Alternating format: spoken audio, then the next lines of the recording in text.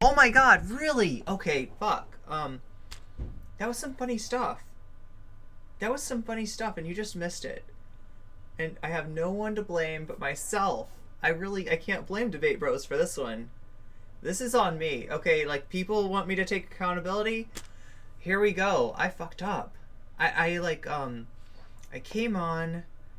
I thought I unmuted it several times. What's up, Lynn? Good to see you. Yeah, thank you, whoever said no sound. You saved me. You saved me. You saved me. Because, yeah, no, this was... Oh my god, I can't even remember what I was talking about. It was really funny, though. It was really funny. Oh my god, chat. You would have heard of my secret VTuber had that not been muted.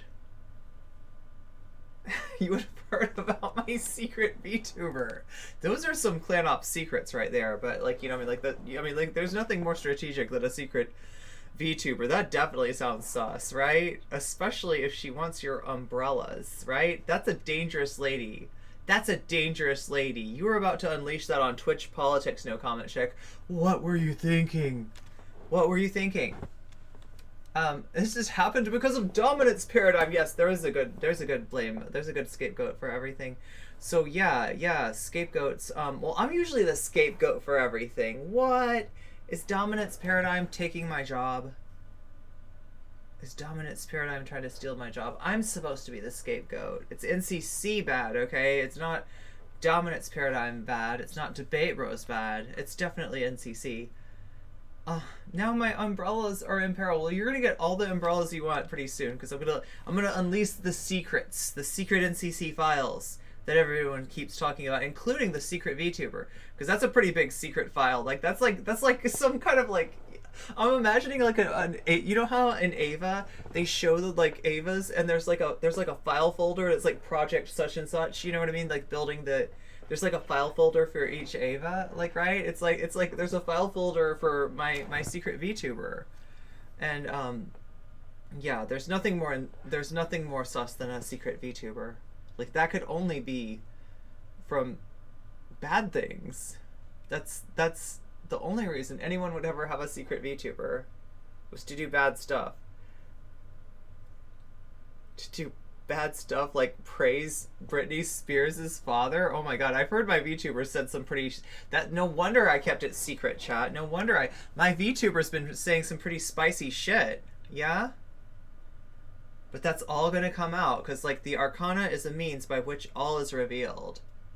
Wait, did you hear me? I said all. I said all is revealed, yeah, and we're gonna reveal everything. Right now, I gotta reveal a debate between Vaush and Dylan Burns, and you're gonna see this is strange to me. This is really weird to me, right? That's really weird. Okay, that's even weirder. Great. Let's fix that.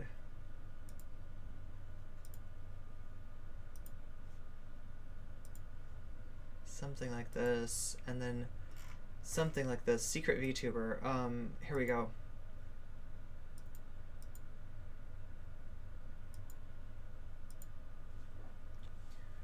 Oh my god. Oh my god. Oh my god. Okay, so yeah, this is... I know, right? You're like, we're gonna watch Vaush. Yes, I guess we're gonna watch Vaush. I'm a little sick of Vaush, though. So if the rest of you are sick of Vaush too, I'm right there with you. I mean, like, hopefully at some point this debate bro shit will be, like, less relevant. Oh, hello, DCC. Meow. I haven't said hello to, like, there's a lot of people I haven't said hello to yet. Wait. Ato.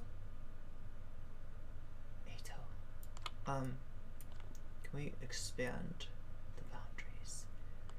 Expanding. Okay, there we go. And like that. Yes. And like that. Hey, Max. Oh my god. So who did I say? Hello, Impact. Hello, Jody. Hello, Vamps. Hello, Fboa. Good to see you. Lynn. Good to see you too. Amara Faye. Sabrina. Everybody in chat. Deem Stars. Good to see you. Oh no, I'm gonna forget somebody. I know I'm gonna forget somebody. Meow. Meow. Okay, so yeah. So let me set this up for you, right? Um when we last left Twitch drama, we had Demon Mama reacting to the fallout of the RGR debate, right? And part of that was reacting to Dylan Burns, right? And Dylan is was standing RGR pretty hard. Dylan and Demon Mama have had a lot of back and forth recently over the RGR getting RGR like the idea that people were going to talk to the bar association about RGR, right? And Dylan really didn't like that, and he and Demon Mama got into it, right? It was getting ugly by the time we left. Like one of the last things I remember hearing was like Demon Mama saying "fuck you, Dylan." So yeah, it went there. It fully went there, and maybe that bridge is burned or at least singed. Who knows? But the thing is, what does that imply, right? Because who's supporting Demon Mama? This guy supporting Demon Mama, who also messes with Dylan and the Twitch debate bullshit and all that shit. Like, yeah, Vaush, right? So there's Vaush has almost got to choose here, right? And I don't think he's gonna leave Demon Mama hanging. So we'll see what happens, but I just want you to take a look at something, because this is gonna be interesting, right? These are two guys in this debate, and I know it's two guys, and yeah, obviously, right? But notice how the tone is different. Notice how the level of respect is different versus when it's somebody dealing with a female Twitch streamer, right? It's just weird, because you're gonna see a certain level of I don't know, deference displayed, right? That and because they disagree. They definitely disagree on this, right? But it's weird that nobody gets called gets jacketed with anything. Can we muster those weird champs? I don't know. We gotta crush up some mustard seed. How do you make mustard anyway? You crush up the mustard seed and you put vinegar. Has anybody here ever made mustard? Do we have any mustard ears in chat? Any mustard ears? Any relichier? Is that the word for people who make relish? Probably not. Probably not. I was trying to make it like it's a thing. I was like, it's an esteemed place in French society to be the relichier, the maker of the relish. For every... I'm not sure they eat relish in France, though. I don't know what I'm talking about, chat. Let's watch the video. Oh my god. I'm so batty today. Batty NCC. Hey, how's it going? Howdy. Howdy back, yeehaw. Y'all. Oh, how you doing? Could be better. Good, huh? Christmas sweater. Yeah, no, I could be better. Christmas sweater, I love it. I fucking love it. There's a lot of weird personal stuff as well. I had to drop out of a bunch of my classes. Yeah. Oh, I'm sorry to hear that. Just time constraints? Basically, I had to drop out of 75% of them. It's wait. it's partially. What is this thing? Time constraints. I don't know if I want this on my stream. Right, there. I felt that what was I that? couldn't do the full what is that? Chat. What is that? Of it. What is that thing doing? What is the code doing? But I was kind of pressured by others to do it, and that it seemed to be I was right about it. And it's also I don't know why I'm just in a state where I'm looking at the work and I can do it. You make pickles. Oh my god, that's cool. I just can't bring myself to write the answers down. I like Grey Poupon, Dijon mustard, but how do you make it? How is it made? So, I've never made mustard before. I'm applying for retroactive withdrawals. I've tried to make ketchup.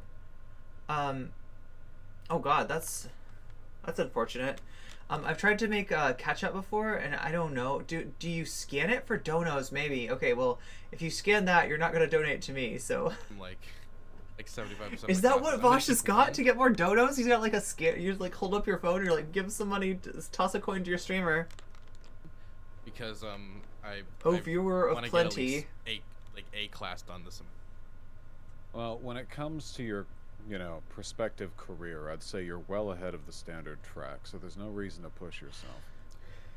You're a good kid, Dylan. Don't let him tell you otherwise. Yeah, I think I need to be a lot better easier on myself when it comes to like my work and Meow. the amount of stuff I'm putting on myself, because I Meow. feel that for my age, I think I'm doing okay. Yeah, I'd say so. Maybe even remarkably To access so. all the secret files. Oh my god, that's what I should give. I That's don't what I have a should give. tremendous Like different amount of secret time. files come up. Like when I in talk your about something, the words, relevant secret files will what come did up, you want to talk about? and you'll be able to be So, like, "Oh, okay." Specifically, what I wanted to talk about. Sounds too much like school, was, though. Sounds too much first, like a a PowerPoint that I felt lecture. that I made. I think the biggest mistakes I made was number one, not giving context in the original tweet. Now the original tweet, I guess in my Okay, so wait, perspective what at the tweet are time, we I thought talking about? since, like, Okay, the everybody was tweet. talking about it, people would know the context when I made the tweet. And then I did say in like the replies later that like, okay, I'd be willing to like post the VODs and stuff on here too, but I know, right? The that intro wasn't is really like kiss, received well, ass so I kissing. just kind of gave up on that and just kept going. I would think that was like one thing I think I did wrong. Okay. Another thing I think I did wrong was like first reacting to this instead of the other thing. I guess like for me, like moving into the Oh my IRL god, shit I'm missing was, a like, little bit of line context. I'm that trying I to thought was remember what the crossed. tweet was that he's And talking so about. I guess I just reacted to that. Dylan very Mustard. kind of like fervently. I bet Dylan likes mustard. And He I seems don't like a think mustard connoisseur to me. That, even if that is something I still stand by, I like mustard in that chat. Mustard is good. it's still Mustard is obviously, really It's good. gonna look a certain way most certainly if that's the first thing I'm reacting to, when even though I 100% disagree with what RGR said, and I've made that clear since then. I think I should have made that more clear from the beginning because it made it look like I was giving more of it like a full-throated defense. And like ever since then, I guess I just wish I checked out and never engaged in the discourse to begin with, because holy shit, I felt that it got super bad faith super quickly. I'm trying to remember what his first tweet was. Well, it was definitely. Oh yeah, pretty somebody heated. shouldn't I don't be know. XYZ for their bad I mean, take, right? That was the tweet, the bad With take regards tweet, right? to whether or not it's bad faith, I guess that'd be a point by point kind of thing. In terms of what I saw, Vaush. you clearly have a very strong reflex for defending your friends, which isn't the worst character trait to have. Oh yeah, do you think RGR is okay with I CuteBot? think, I How think many you holes, correctly RGR? identified some of the stuff that How gave many me pause, holes? Certainly, your first instinct, it seemed, was to engage in a kind of implicit. What is defense, RGR's take not on the for holes everything discourse? RGR did, I of need to course, know but, this. against the attempts at contacting the organization. Mustard seed you're both or a part mustard of, that powder, sort of thing. vinegar, wine, beer, And there's honey. nothing inherently Oh, wrong you with sweeten doing it up that, a little bit. If- That's a if good you're- idea. If you had the point You're, of, as far as I know, Yeah, you're, that's probably you're where. against Yeah. that as well. It seemed though to be the case from your stream. it seems, in addition to probably fruitless, not the best response, but I can sympathize with the people who feel that way. I know, for example, that if you were to take away any preconceptions about RGR, and don't get me wrong, one, I would pretty not disgusting encourage to her, any but I know she's inquiry smart. to I don't think she's some like secret any public malicious figures figure. on how many holes they have. But That's if probably you were to something take that away that info, might and all cross we a few knew was like, lines. hey, I don't know. We found this person online who's doing this, that. It's a and the other. personal Oh, question. and it turns How out many they're part holes? of a progressive org who doesn't know about this. Like, in an abstract sense, I don't know if I could really condemn people for feeling that the organization should at least Chat, be would you aware get of extra it. holes Now, if you could? That doesn't If you could, would you get extra holes like above the?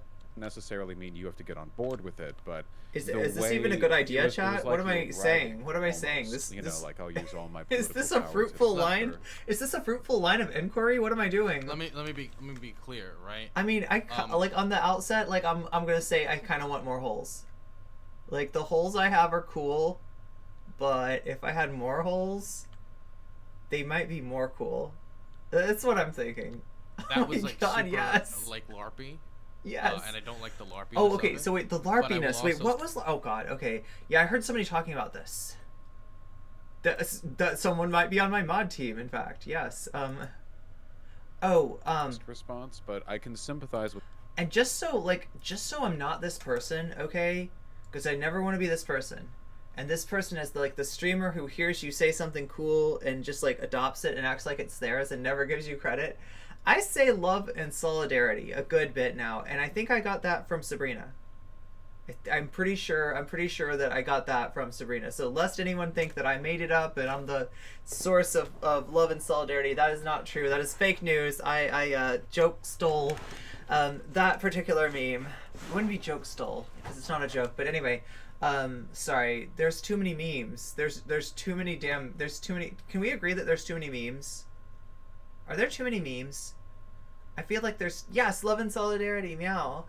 Sabrina Calkins, meow meow meow meow. Yeah, so I don't want to be that person, right? Even by accident, right? So I thought I'd get ahead of that. The people who feel that way, you know. I know, for example, that if you were to take away any preconceptions about RGR, and don't get me wrong, while I'm pretty disgusted with her at the moment, I know she's smart and, you know, I don't think she's some, like, secret malicious bigot or whatever. No, there's nothing secret. That's the fucked up thing. Like, hey, that's the fucked up thing with, like, RGR and Gammy and this whole crew, right, is there's nothing secret.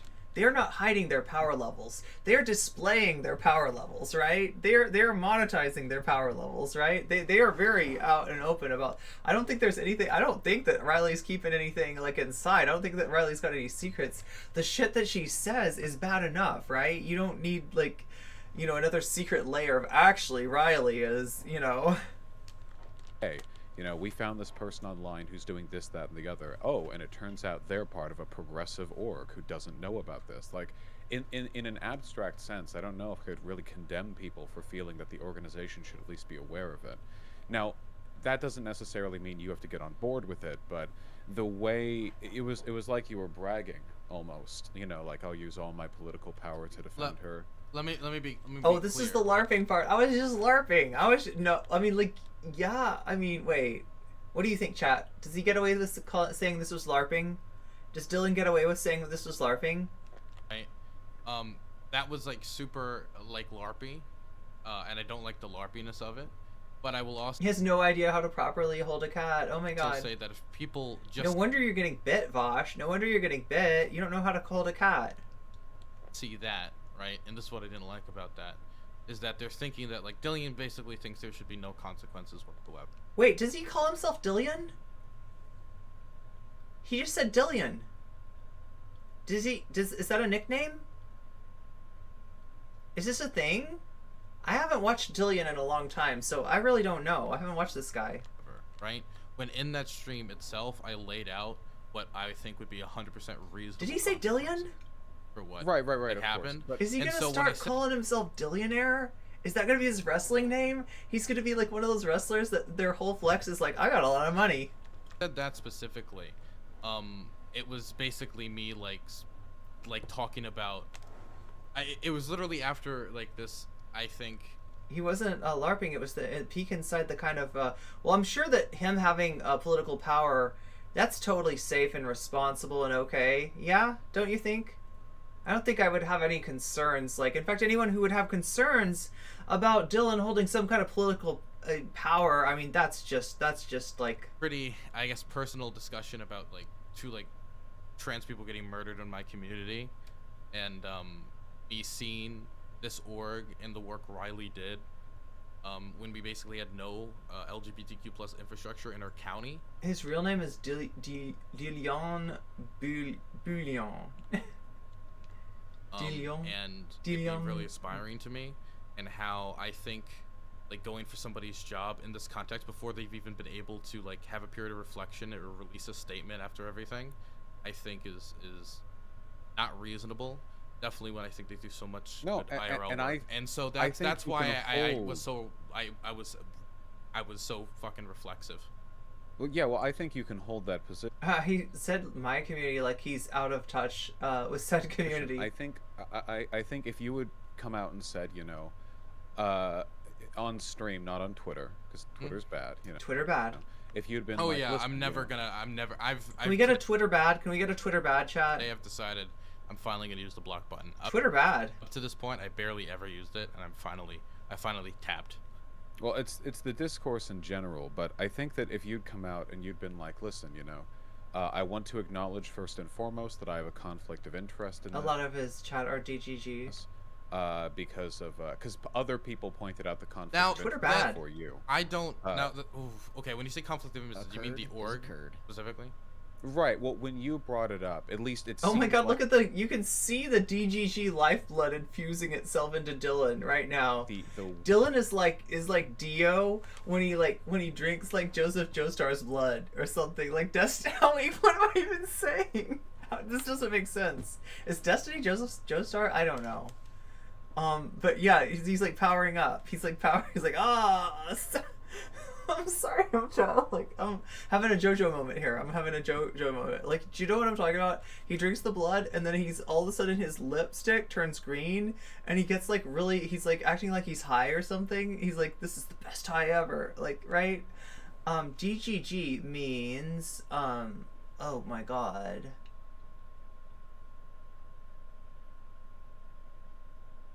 It means destinies. Like, I mean, I was gonna make a silly joke. A silly joke. Dylan going full Dio. Well, I mean, like Dio Mama did that once, but we won't talk about that because I'm not supposed to do her like voice. Apparently, people don't find that funny. Like, I don't know. She did a like, you know, she had a moment where she was like, "It's me," and I turned that video into like her Dio's face, like over her when she says "me." It's like, "It's me, Demon Mama."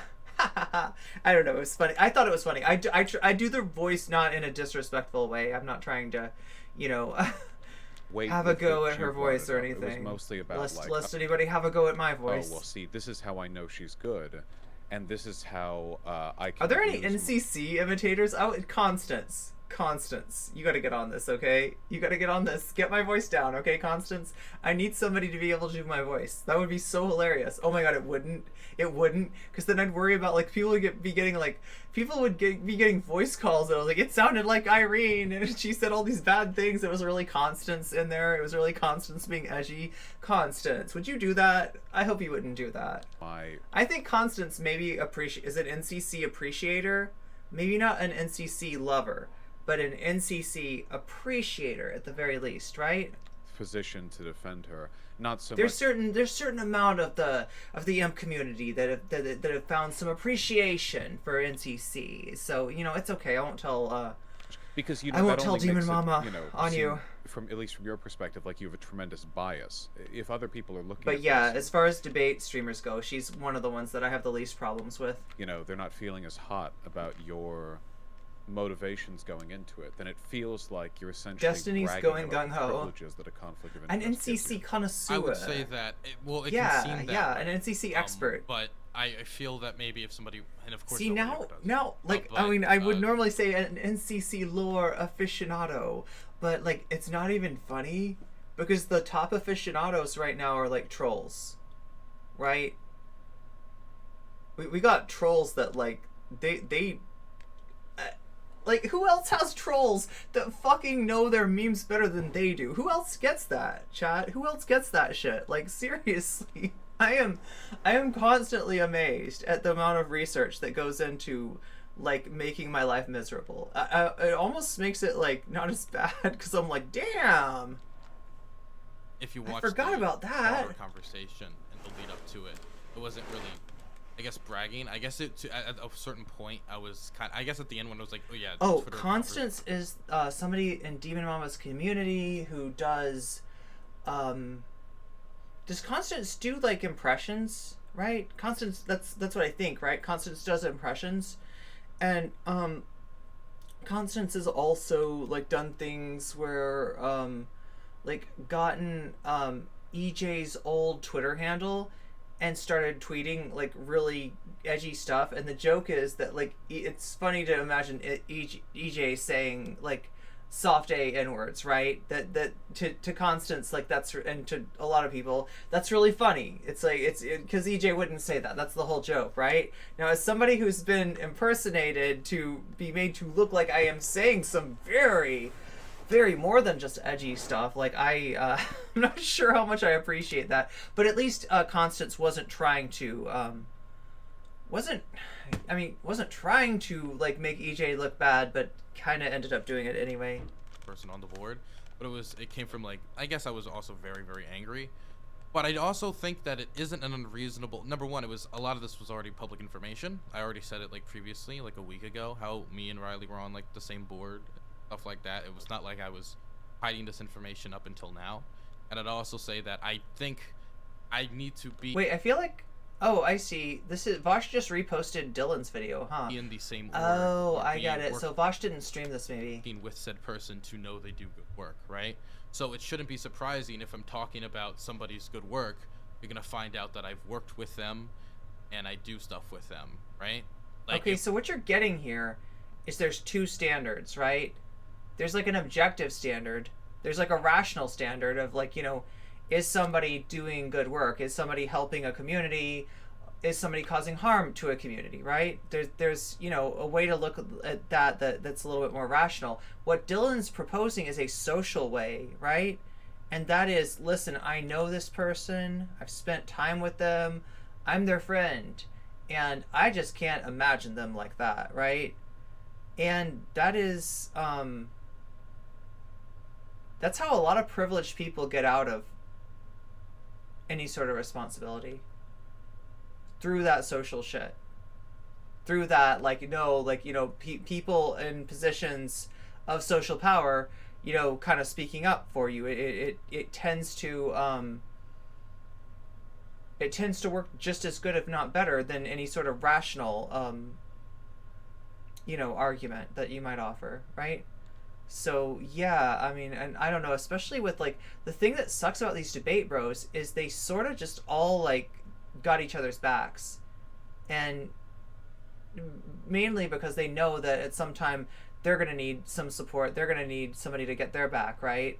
So they have this like a, you know, a lot of them are sort of you know, if they're in the same network, you know, there's an unspoken like defense pact there, right? Where if somebody gets attacked, someone, you know, their friends are gonna stand up for them and be like, no, no, no. And yeah, I mean, like this clout, like I've said before, clout talks and bullshit walks. Right. I don't think that's like, and people can say that's a conflict of interest. You've been interest. researching the Balkans. The Balkans are nuts. But then I would also say that someone could easily say, if let's say it was on the completely is Belarus in the Balkans, or is that not Balkan, like, adjacent? Other side, like, Dylan, you're friends with D-Mama. I mean, she got you, like, the MJF thing right after you got out of the mental ward. This is obvious. You're just saying this because of conflict. Like, you could have said that either which way, and I think... Well, you could, but I think it's categorically different. Wait, what is MGF? When it's what an does that actual mean? Organization rather than just a friendship, you know.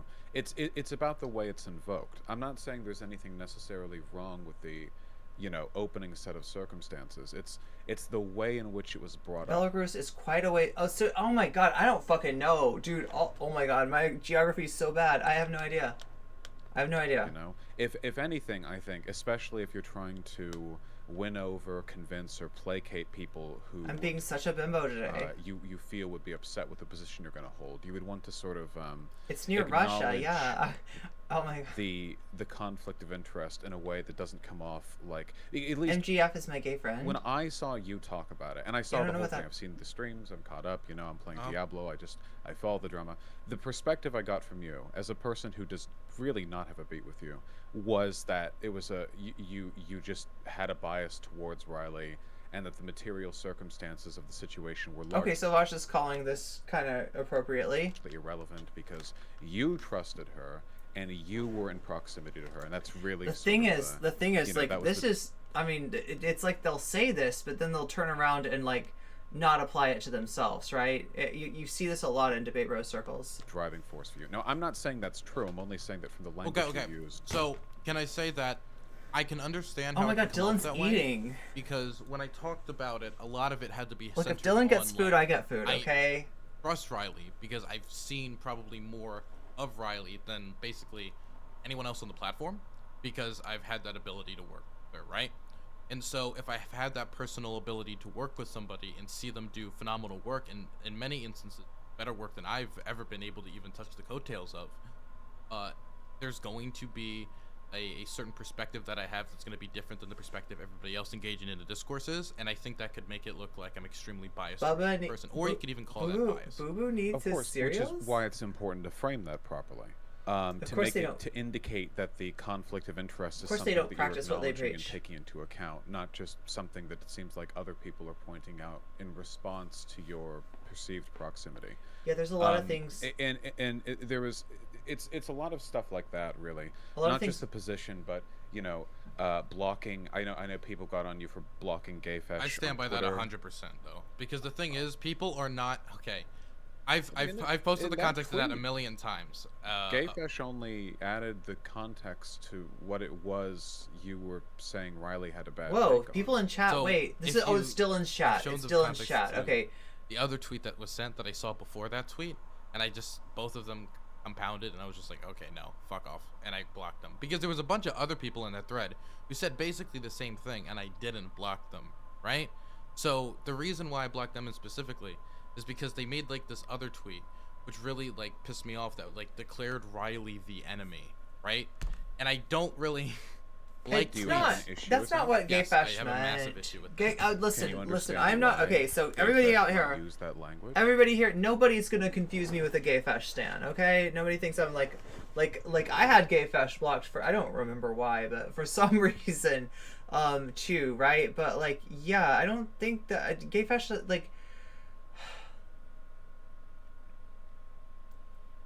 like it was a descriptive claim. Like Riley is trying to cause harm to Demon Mama and the community, or was that okay? I'm trying to remember. Was the tweet in response to the dough thing? Gayfesh being a meanie. Yeah, Gayfesh was a meanie, but at some point, I don't know, maybe, I don't know, Chad. I can't support that claim. I can't defend that claim. If Gayfesh, yeah, I don't remember, but I think maybe, no, Gayfesh, sorry, it's F-E-Sh, and I think it's a joke from South Park, right? About the fish sticks. When you say fish sticks, it sounds a lot like you're saying fish dicks. And then if you're saying fish dicks, then in South Park the joke is, well, what are you, a gay fish? Why are you so concerned with fish dicks? Like, right? And so, yeah, and then gay fish is the gay fish for the fish dicks. I don't know. Is that how it works, Chad? Did I explain the joke? Did I explain? Was there? Oh, the tweet of Dylan's read with the Hamas music. Yeah, I know, right? That's worse than like any sort of like, you know, Riley is our enemy. I admit that it's a little bit awkwardly phrased. I didn't take it as like, you know, a statement of fucking like she's the enemy. Like it wasn't like that. It wasn't like. I understand it, and I still wholeheartedly disagree with it. Meow. Why? Because the declaration of them being Meow. the enemy not only comes off as heavily fanatical, but that type of language, I think, normalizes a certain type of behavior towards them that is reprehensible. Fish sticks, gay fish with a fish stick. With I don't know what I just said, but yeah. How so? When you declare somebody the enemy, right? When I think of the type of people that you would declare the enemy, I'm thinking like literally the worst people on the planet. I'm thinking like NCC. Yes, it's gotta be NCC. Oh my God. Yeah. No, dude, don't even try to disagree. Don't even try to tell me it's not. He's totally talking about me, Chad. He's totally talking about me. Oh my God, no, that's gotta be. Just kidding. But like seriously though,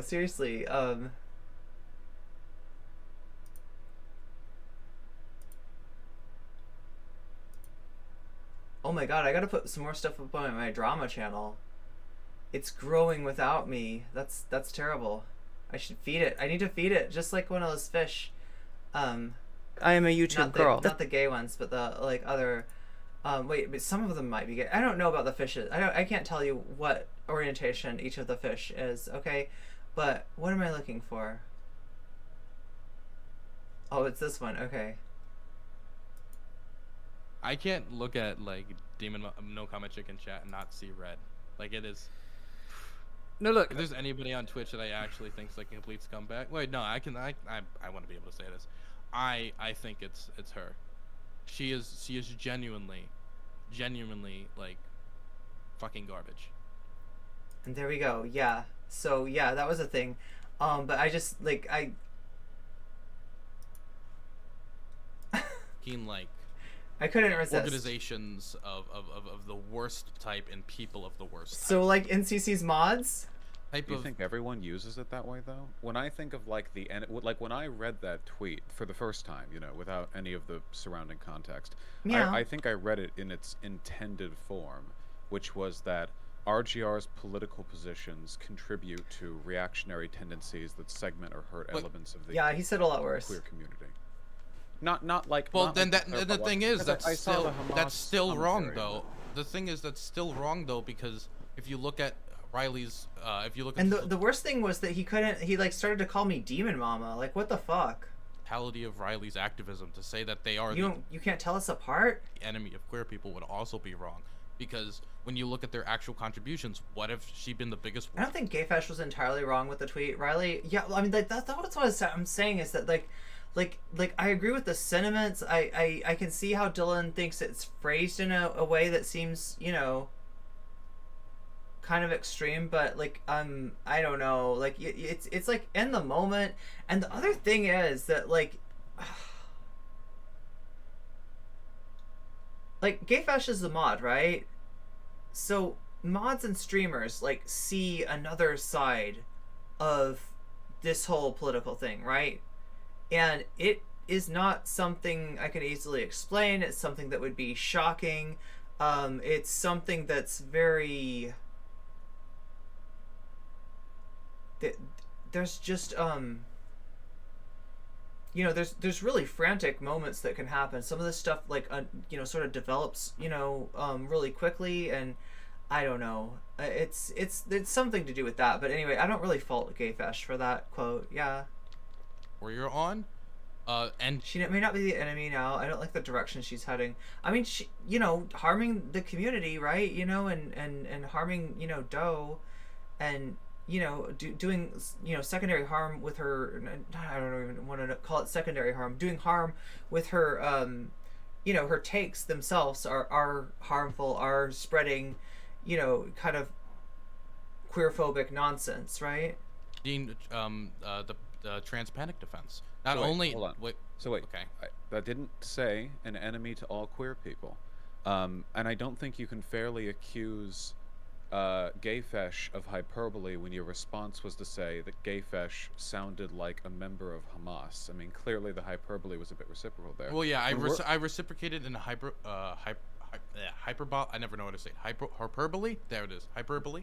I reciprocated in hyperbole, and I have said since then that I think probably Hamas wasn't the. I shouldn't have played Hamas music. Oh, okay. But I should have. You I should really have just. leaned- So yeah, that's the other thing. That's the other thing too, is you can't be like, get on Gayfesh for Gayfesh for being like, you know, saying she's the enemy when you are like, yeah. I mean, I guess what he's trying to claim though is that his was LARPy, whereas Gayfesh's was serious. And it's like, Gayfesh's was on Twitter. Unless there's a whole lot of emotes on there, you can't really tell what, you know, intent was. Like, you know, you can't tell what spirit it was like offered, right? Vaush saying screen names in debate voice is never not funny. Yeah, true. Who's worse, Gayfesh or NCC? Oh my god, I don't know. It depends on which of the rumors that you're plugging into, right? Wait. into that too. Yeah, I mean, yeah, that because was- it really was a pissed me. whole bit. Because it really pissed me off. But I do think I should have just used normal military marching music, because it still was heavily fanatical. Is it the one where I'm at, like, yeah, I mean, and I don't think that post should have been made. It's Twitter. The language is a little bit severe, I admit, but the underlying logic there, I think, is pretty sound. Now, this isn't about defending gay. I don't care if you block or unblock, but the idea, like, I never got compared to Hamas. Not yet, anyway. RGR's behavior is sufficient. Wait, I don't know if that's true. I don't know if that's true. I've actually got a lot of haters. Like, people laugh at me because they're like, you can't have that many haters. And it's like, I actually do. I actually do. Yeah. But... but it seems a little bit like putting on airs to say that, like, my haters, right? For people to think that she might not be They're maybe they're not so, like, much numerous as they are vocal. Of being a civil rights advocate, at least in this respect, you know. I That don't wasn't even the find tweet, that. though. That was even the thing is, it's not only I don't think they're worthy of being a civil rights advocate. It's they are the enemy. That's even Oh. that's further than that. I'm acknowledging the hyperbole in that statement, which I think we can agree was mutual. But I think, and I'm fairly sure that if I asked them, they would affirm this, that the underlying meaning to that statement, which I think we should be at least a little bit respectful towards, because otherwise, anytime you saw, like, if a person said J.K. Rowling is the enemy, you wouldn't be like, oh, she's a foreign adversary then. What is Oh, Gayfash ran defense for Dylan not too long ago. she, a Nazi? Like, no, Did not know okay, that. let's try to be at least a little bit charitable. I mean, that's what I'm And saying, in is that this is a major fracture in those networks, right? You know, and Dylan and Demon Mama, you could kind of see them drifting apart earlier, right? As Dylan's embraced Destiny, it makes it harder for, you know, Demon Mama to really, you know, trust him. There's been issues before. The substantive to hyperbole is hyperbole. A hyperbole? A hyperbole. So much pain. So much pain. But yeah, like it's really kind of come apart now. Like it was still sort of like, you know, it was ripped apart, but then it was stapled back together and taped. There was some duct tape on it. It was pretty good duct tape. It got ripped apart again, right? And I don't know if that bridge will ever be back, but the Dylan and Vaush thing is a partnership that probably makes them both a decent amount of money. So the question is, does this bridge get burned, right?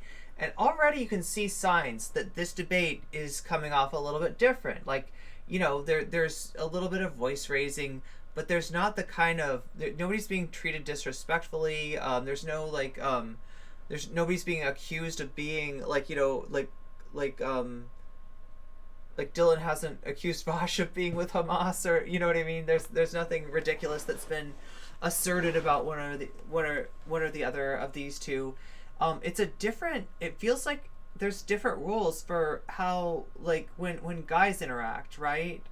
When cis guys interact on stream, than there is you know, when they're addressing somebody else, right? Case, I think that the general statement It's performatively polite. is that RGR's behavior was severe enough that there are issues with having her, you know, be an advocate for queer liberation. That there are blind Now, spots in her ideology. I'll be that right make back. it I gotta get some sody destructive, pop. potentially. On the blocking thing, can I also bring up that Gayfish has Oh, no, specifically wait, even wait, admitted no. that they've been hostile towards me Oh. for months, right? And so this No, was a but- breaking point for me. I just wanna say that first. And the second thing is, Sure.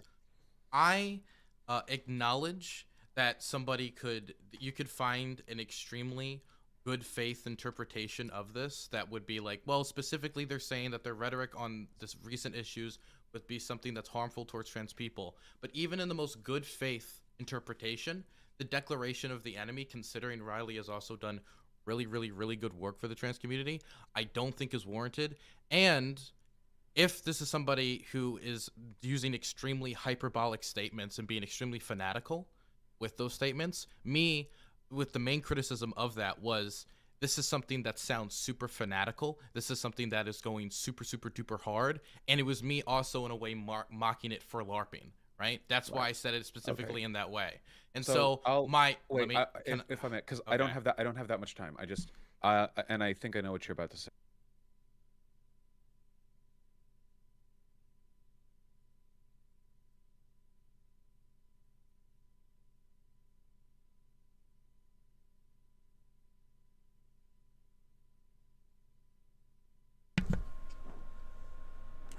That's my favorite. Damn it. Okay, I had a really good joke to go with that. It was about Antifa Uno. The fact that the Antifa's secret tactic is impromptu Uno game challenges on the street. It's like, all right, here, you and me, buddy, we're gonna play Uno, and you clap them at Uno. You clap. That's.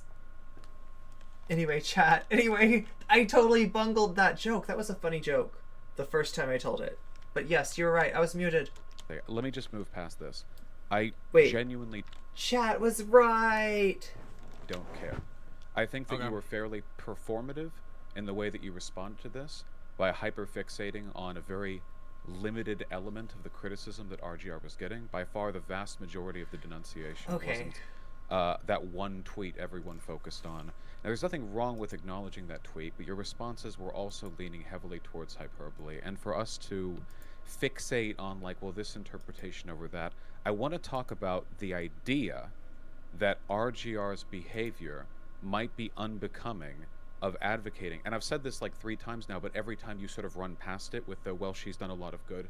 But you could say that about a lot of people who ended up being bad for the queer community. TERFs, for example, have been a part of feminist advocacy for decades. But obviously, now that trans rights are a sort of prominent issue, we recognize that allowing them the leeway that they were given for so long ended up being destructive. Now, I'm not saying RGR is a TERF. She's just definitively not.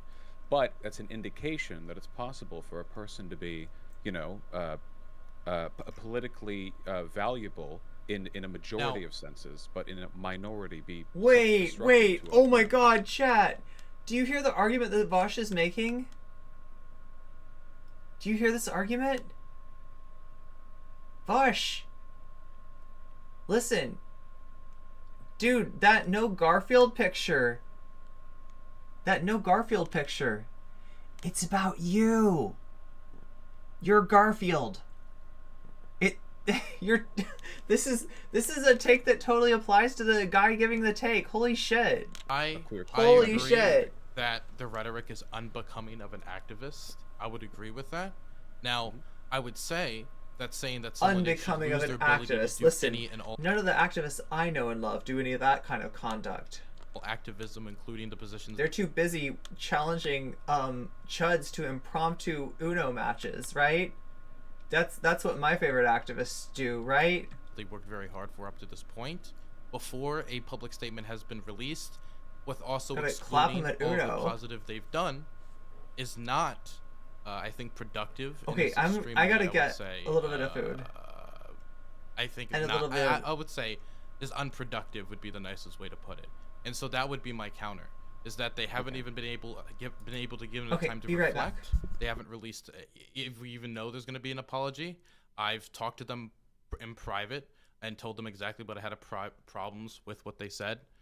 And that's probably my biggest issue, is everybody. Well, this has been happening for months, hasn't it? You mean the specific, like, the arc around all of this? Yeah, Right. it has. I mean, the initial position. I mean, I think RGR has demonstrated that this blind spot she's had has been around for a while. You know, it wasn't some one-off thing. She clearly cared enough about it to. Which is start why I beef think they in the need time past. to reflection. Exactly. Wouldn't that have been okay? So you can say she might reflect after this, and if she does, I think that's wonderful. I don't intend on holding beefs if she accounts for her behavior and apologizes and stuff. The only reason I guess I'm bothered is because it feels like you.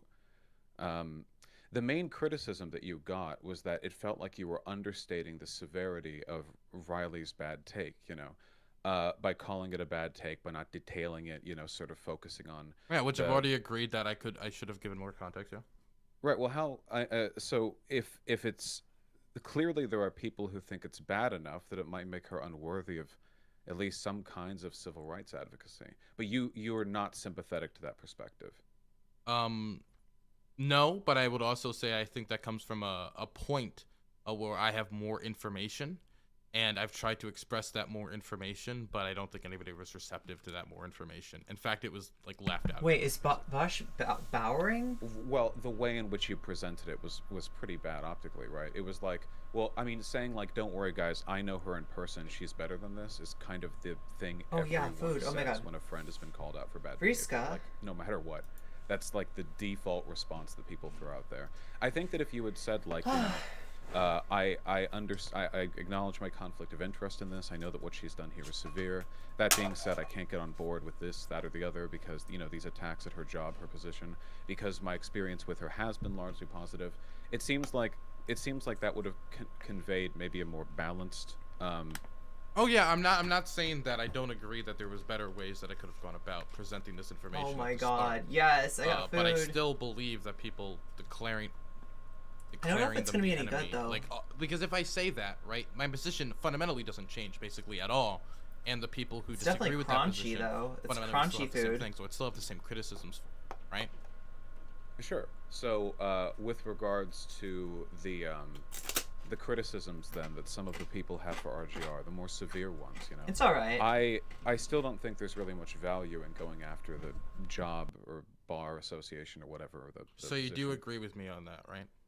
Yeah, I've said that. Okay. I'm not like super hung up on it because again, like if it turned out that there was like a feminist org where a person had been on for a while, it turns out they were like a turf or something. Like Yeah, I can, I can, like, and people are like, oh, well, but you she does also good need to work. understand that this is my state. So this would be affecting the activism abilities in my state and specifically in the organizations that I communicate and work in. And not to Right. mention the specific activism towards ending the trans panic defense in Maryland, which she has been an amazing warrior on and stuff like that. So that's why I think you're not as attached to it as I would be.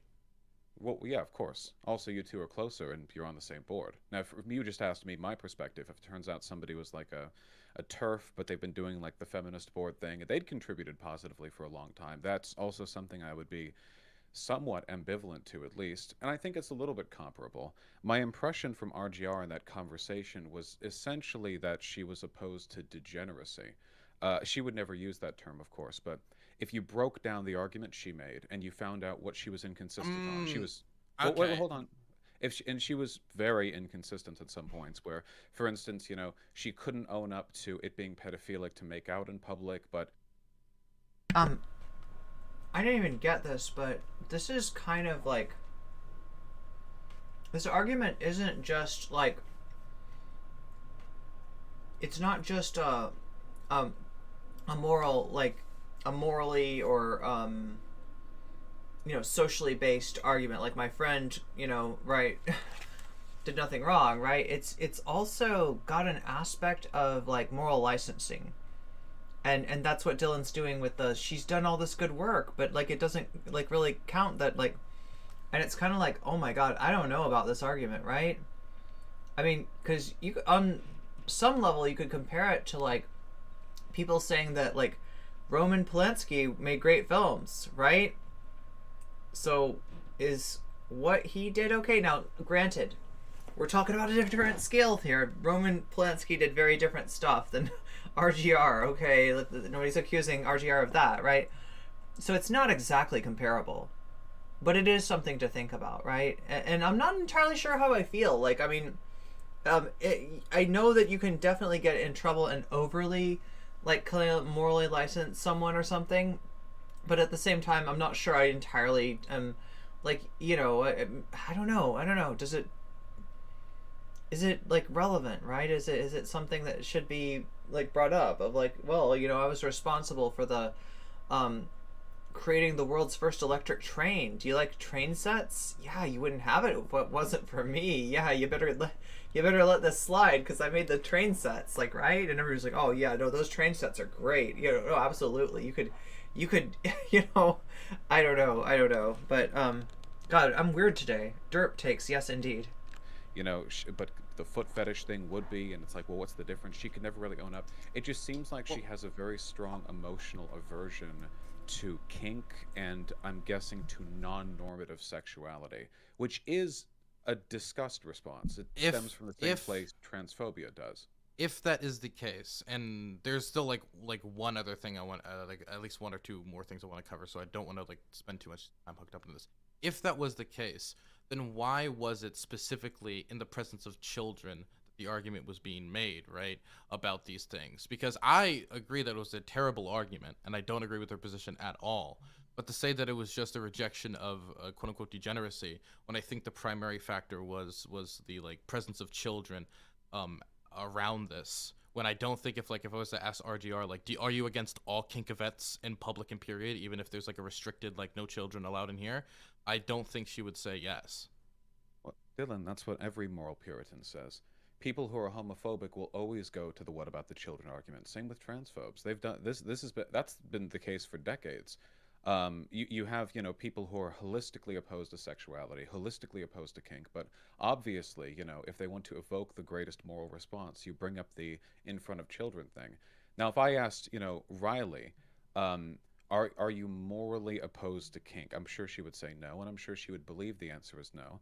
But if you're invoking "what about the children" in some esoteric and frankly insane attempt to stigmatize fairly normal and accepted human behavior that doesn't align with sort of normality. I think it's a Puritan argument, and fundamentally, it comes from the same. But wasn't it disgust mainly response. centered in consent in children?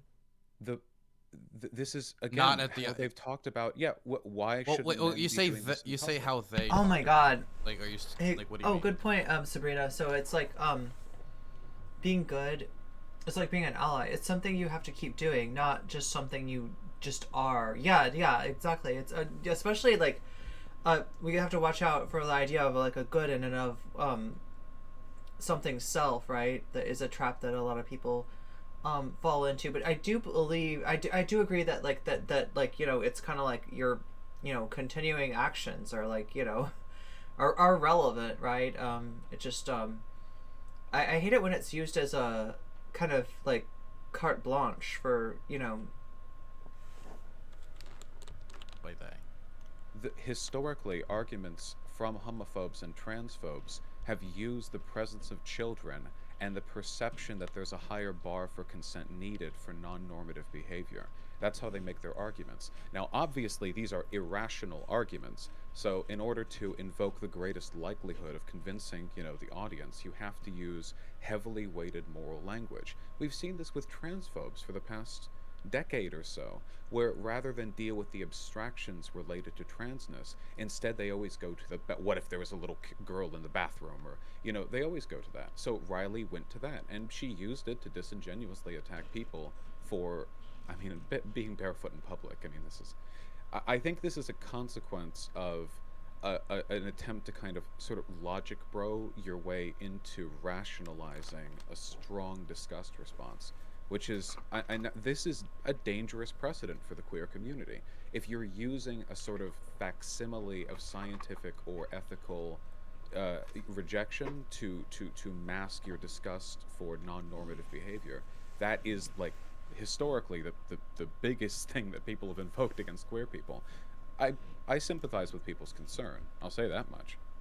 Well, I mean, I guess I need more. Funny enough, like, I mean, he had a similar take for a while, which was why I was surprised to see him at the opposite side of the debate from Riley. But it sounds like, Chad, if I am to believe what I've heard, Demon Mama might have had a good effect on Vaush, and this is one of those areas. Yeah, he's changed his tack on this and on neo pronouns. So Time to think about that. Because I think I just need to process my thoughts on that, or maybe I'm just not understanding something that isn't being communicated, so I'll reflect on that. Well, it's again, well, I'm not saying, I don't think that she's malicious or anything like that. We all have disgust responses. Lord knows I hate foot fetishes, but we respond to them in different ways. And I think when you see, I mean, if your aversion to these things is leading you to the take that going barefoot in public around a person with a foot fetish is tantamount to enabling pedophilia, you have to have jumped through some wild hoops to get to this point. I mean, clearly the logic train that you're on has taken you through some very deep tunnels. You know what I mean? Yeah. Let me again. I said I don't know exactly how I feel about. I just listen. I don't usually take the logic train. Okay, I'm more of a like don't know. I just need to reflect on it. I just don't know exactly what to think. More of a subway kind of person. I So- take the logic subway usually. Yeah. The one thing I want to ask is that okay. My tunnels always run deep. So, what do you? This is something that probably pissed me off more than anything, right? So, if a lot of this conversation was about like caring about victims of CSA and not Hey, discrediting Pupple Cakes. personal experiences, making sure that we treat them with respect, right? That was a decent part of this conversation. And I feel that getting compared to the people, let me be specific, who protected Harvey Weinstein, when I am, and this is public knowledge, I'm also a victim of childhood sexual assault, but that's putting it lightly, a rape as a child, where I was orally raped at school at the age of 5, and being compared to that is extremely hurtful. Yeah, well, I guess cutting through whatever hurt there is. I think the cat's attacking his face as he's speaking. Oh my god, thank you, Ghastly. That's really sweet of you. Happy Thanksgiving to you too. Huh, I wonder if you could change your stream alerts for YouTube. I've never really looked into that. Yeah. Yeah, no, that we appreciate that. I appreciate that so much. And I think that, like, it sounded like Vaush was getting attacked by a cat. Like, I was hearing Vaush being like pulled away from the microphone. I think what happened is one of the cats dropped on Vaush from the ceiling. Sometimes they do this. They'll crawl up on Vaush's ceiling and they'll kind of stick there, and they'll wait until Vaush is like right under them, and they'll drop off like drop bears basically, and attack him and pull him away from the microphone. And I think that's what just happened. It's obviously also a hyperbolic Okay, he's back. statement, He got, yeah. least. I think you were compared He had to just get the cat off his face. They kind of hug your face, right? They're face huggers. friend of Epstein. The idea. Yeah, those who Right.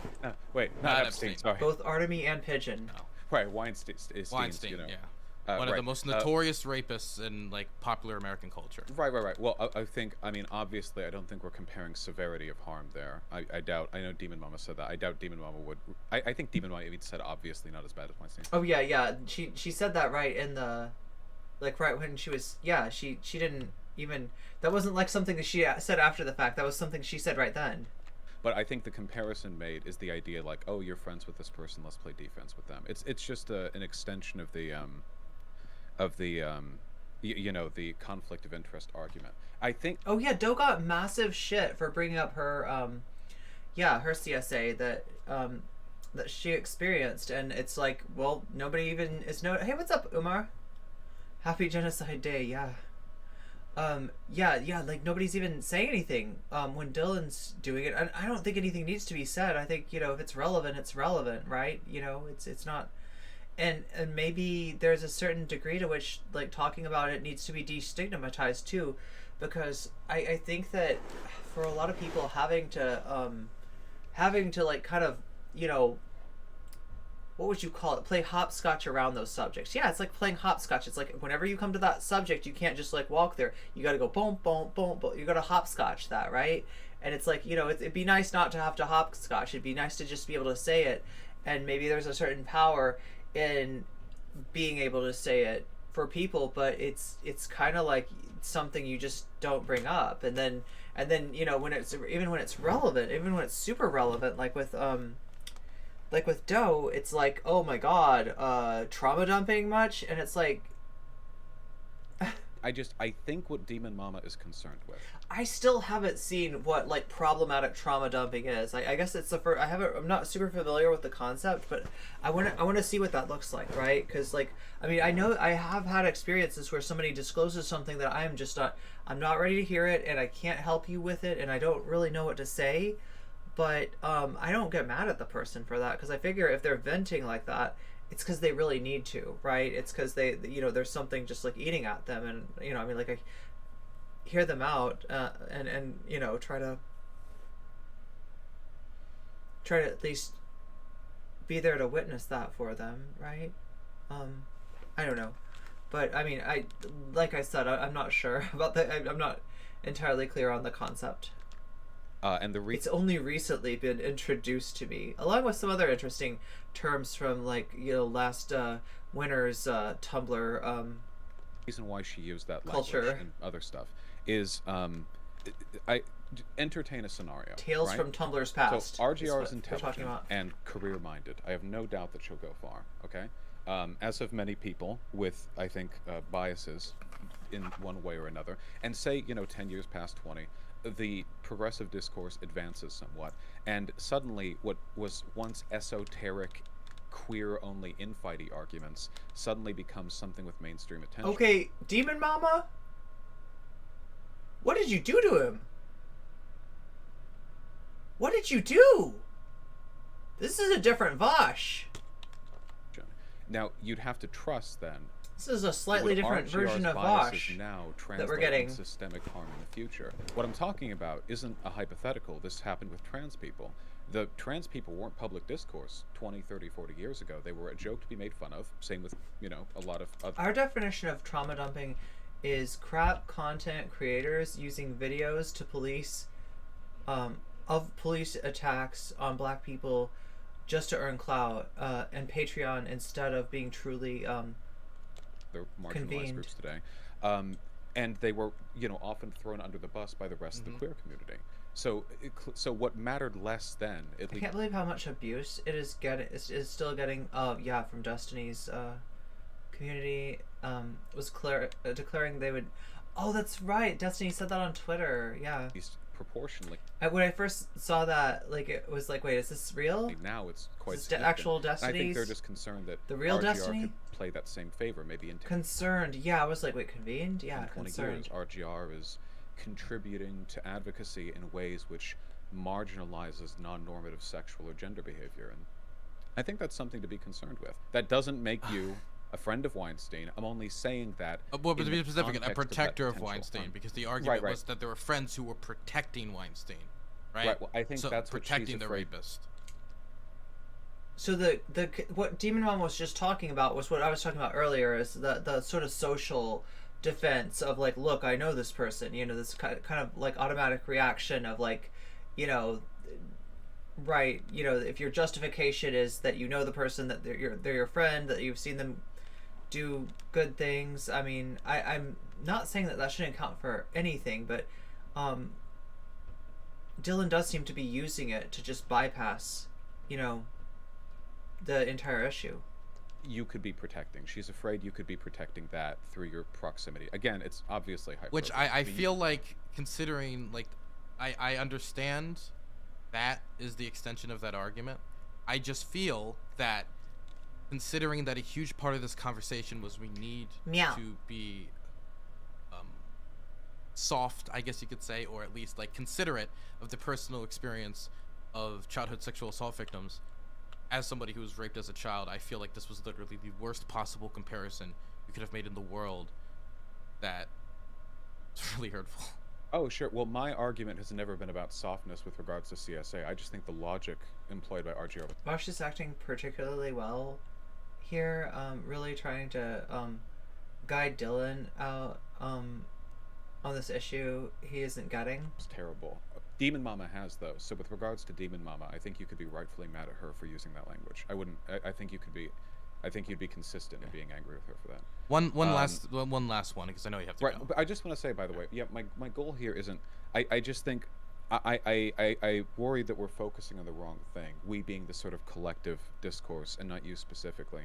I really don't take great issue with what you've done here. You reflexively defended a friend. Maybe the way in which you defended it optically or whatever, the framing could be better, but at the end of the day, I don't think you're some like tyrannical advocate for defending people with horrible bigoted views. It's just that you're not like NCC or something. It's I mean, a really really difficult situation. I don't envy the position you're in. Okay, one last big thing. Unless you have any comments after, you can make them.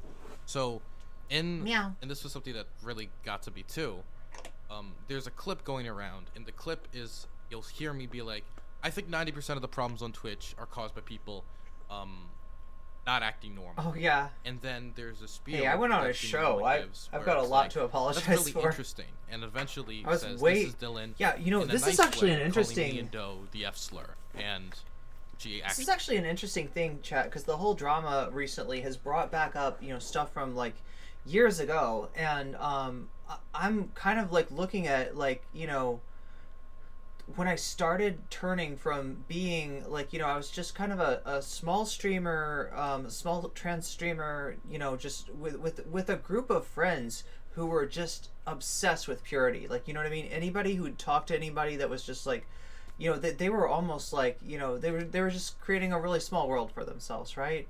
And it's understandable. I mean, if you're in a community that's been marginalized and certain people have been hurtful, that you want to get away from that hurt. But the way that that's practically exercised is through like an almost surveillance state of each other's takes, right? These are the people that scroll, each other's like likes, right, to see if they've liked anything that I don't agree with, right? It's just a little bit much, right? and partly because of that, and I was starting to get into the debate scene, right? I'd done discussions before that, but I wanted to be able to talk to people who had different viewpoints than me, like liberals, right? And a certain portion of my community just did not want that to happen. Like they were not, they were ready to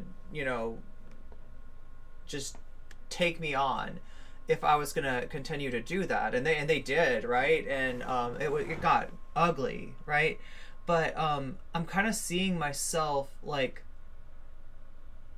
turning from having those views of like, yeah, I want to like have this discourse. I think I can make a difference. I think I can, I think I can affect these people. I think I can, help them be better. I think I can challenge them. Like this is, this makes sense for me, right? And like on one hand, that was wrong, right? Debate bros are fucking trash. They completely they weaponize the discourse against marginalized people. They're just absolutely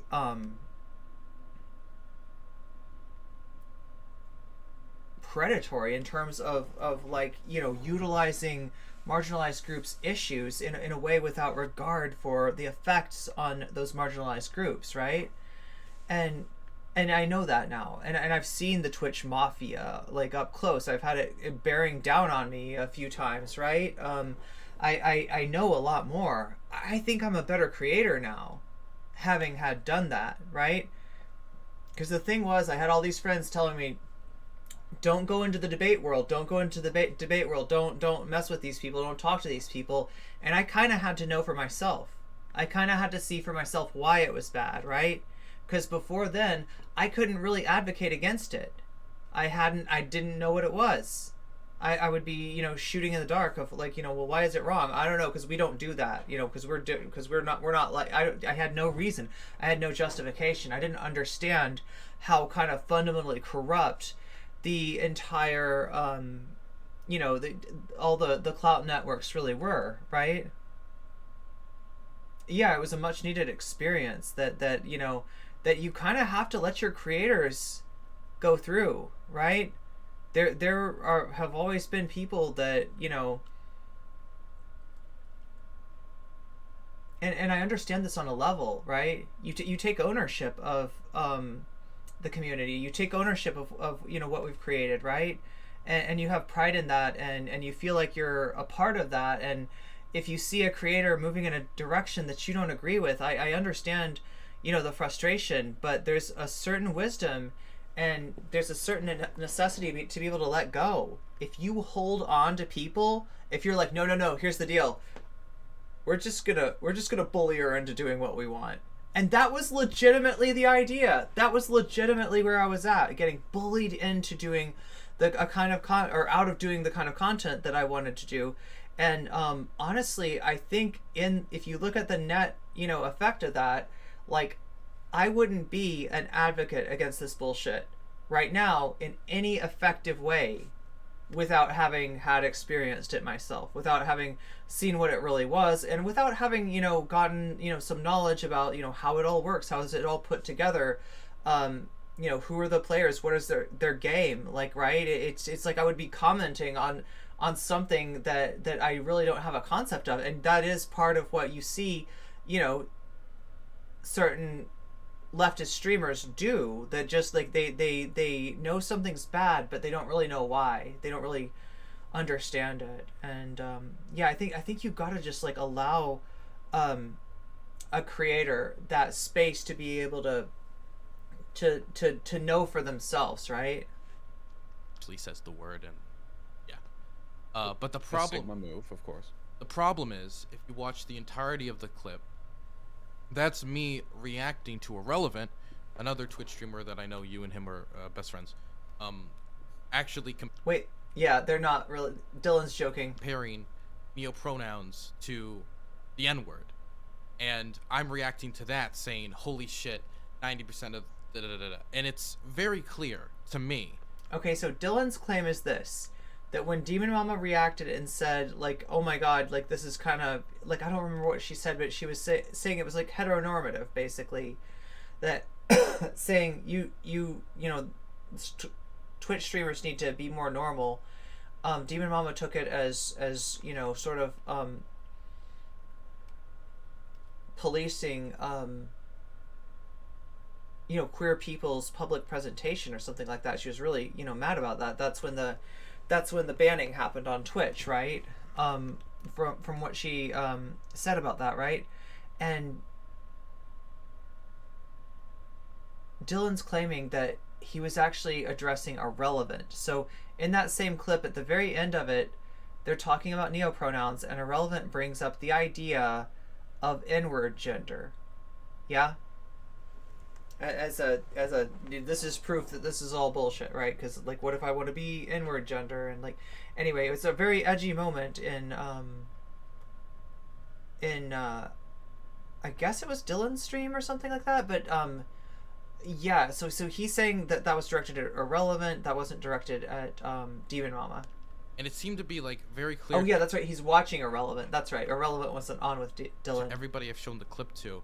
And so it makes it hard for me to watch that and not think that there was bad faith there, and to basically say Dylan's being homophobic here when I'm literally just saying N-word bad. Yeah. Wait, you think the N-word is bad? Yes. I think, yeah. I was just like, yes, but tactically speaking. So there are degrees of bad faith here, I guess. In terms of the specifics there, so I'm not going to play defense for Demon Mama because I think the context. Dylan pulled the most blatant Mott and Bailey I've ever seen. 90% of Twitch politics should act more normal, turned into the N-word shouldn't be a pronoun. Wait, so no, I think I don't know. Well, yeah, there's no way to know. Actually, that's the thing. You're right, Joni. There's like no way to verify this, like, as being like, yes, this is really what he meant, or no, this is not what he meant, right? It's, you know, the so he's saying that he thought that Irrelevant was being a weirdo for saying inward gender. Yeah, I guess it just doesn't make sense with the rest of the kind of direction of his discourse there. He wasn't talking about, like, you know, okay, but he could hang it on that 90% of Twitch, and he could be like, yeah, no, the mainstream streamers. I wasn't talking about, like, marginalized. Yeah, I don't know. I guess there's no way of knowing. People took it a different way, but he says he meant it in as directed towards Irrelevant, and I mean, I definitely don't see proof that he didn't. So next of the clip was evident enough. Demon Mama was clearly super fired up during that stream and was like looking for any just collection of lines that she could attack you on. This is the same reason at the time that I stated I'm gonna try to say nothing about this. I'm gonna try to back away from, because I felt that it's gotten the point where nobody's looking at each other in good faith. That's why I wanted to back away. But then the thread was made, and then I just was like, okay, whatever. Right. Well, we're in deep now. You know, we're in deep now. I think with regards to how, like, with regards to that clip specifically, or like, like he said in the take, yeah. I don't think you were calling Demon Mama the F slur or anything like that. I think the greatest criticism that could be levied at you, not from that clip specifically, but generally, is that you might underestimate the potential harm behind RGR's distaste for non-normativity, which I think that's valid. I think maybe you might be, but that's not the same as inferring that from that clip. I think the issue with stuff like this is I feel like so much of this shit needs to be settled in discussions off, or fuck it, on stream. I don't care. It's always like, you know, here's a to be stream clear, we were gonna talk off stream. That was actually what I wanted to do originally. Did that not work out?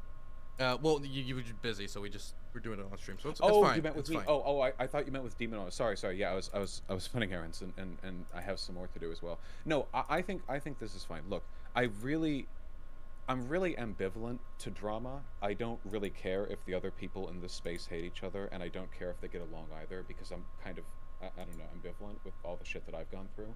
But in this case in particular, you know, I think that this is really, really, really unnecessary.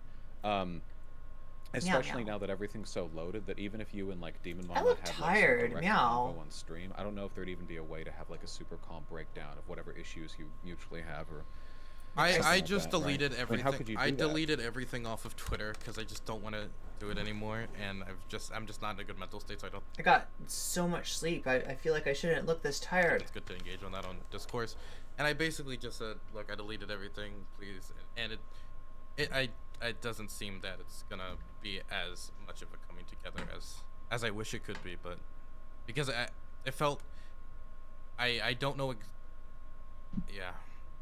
Okay, well can I ask two things personally? A curd is a curd. I'm sorry, I'm taken.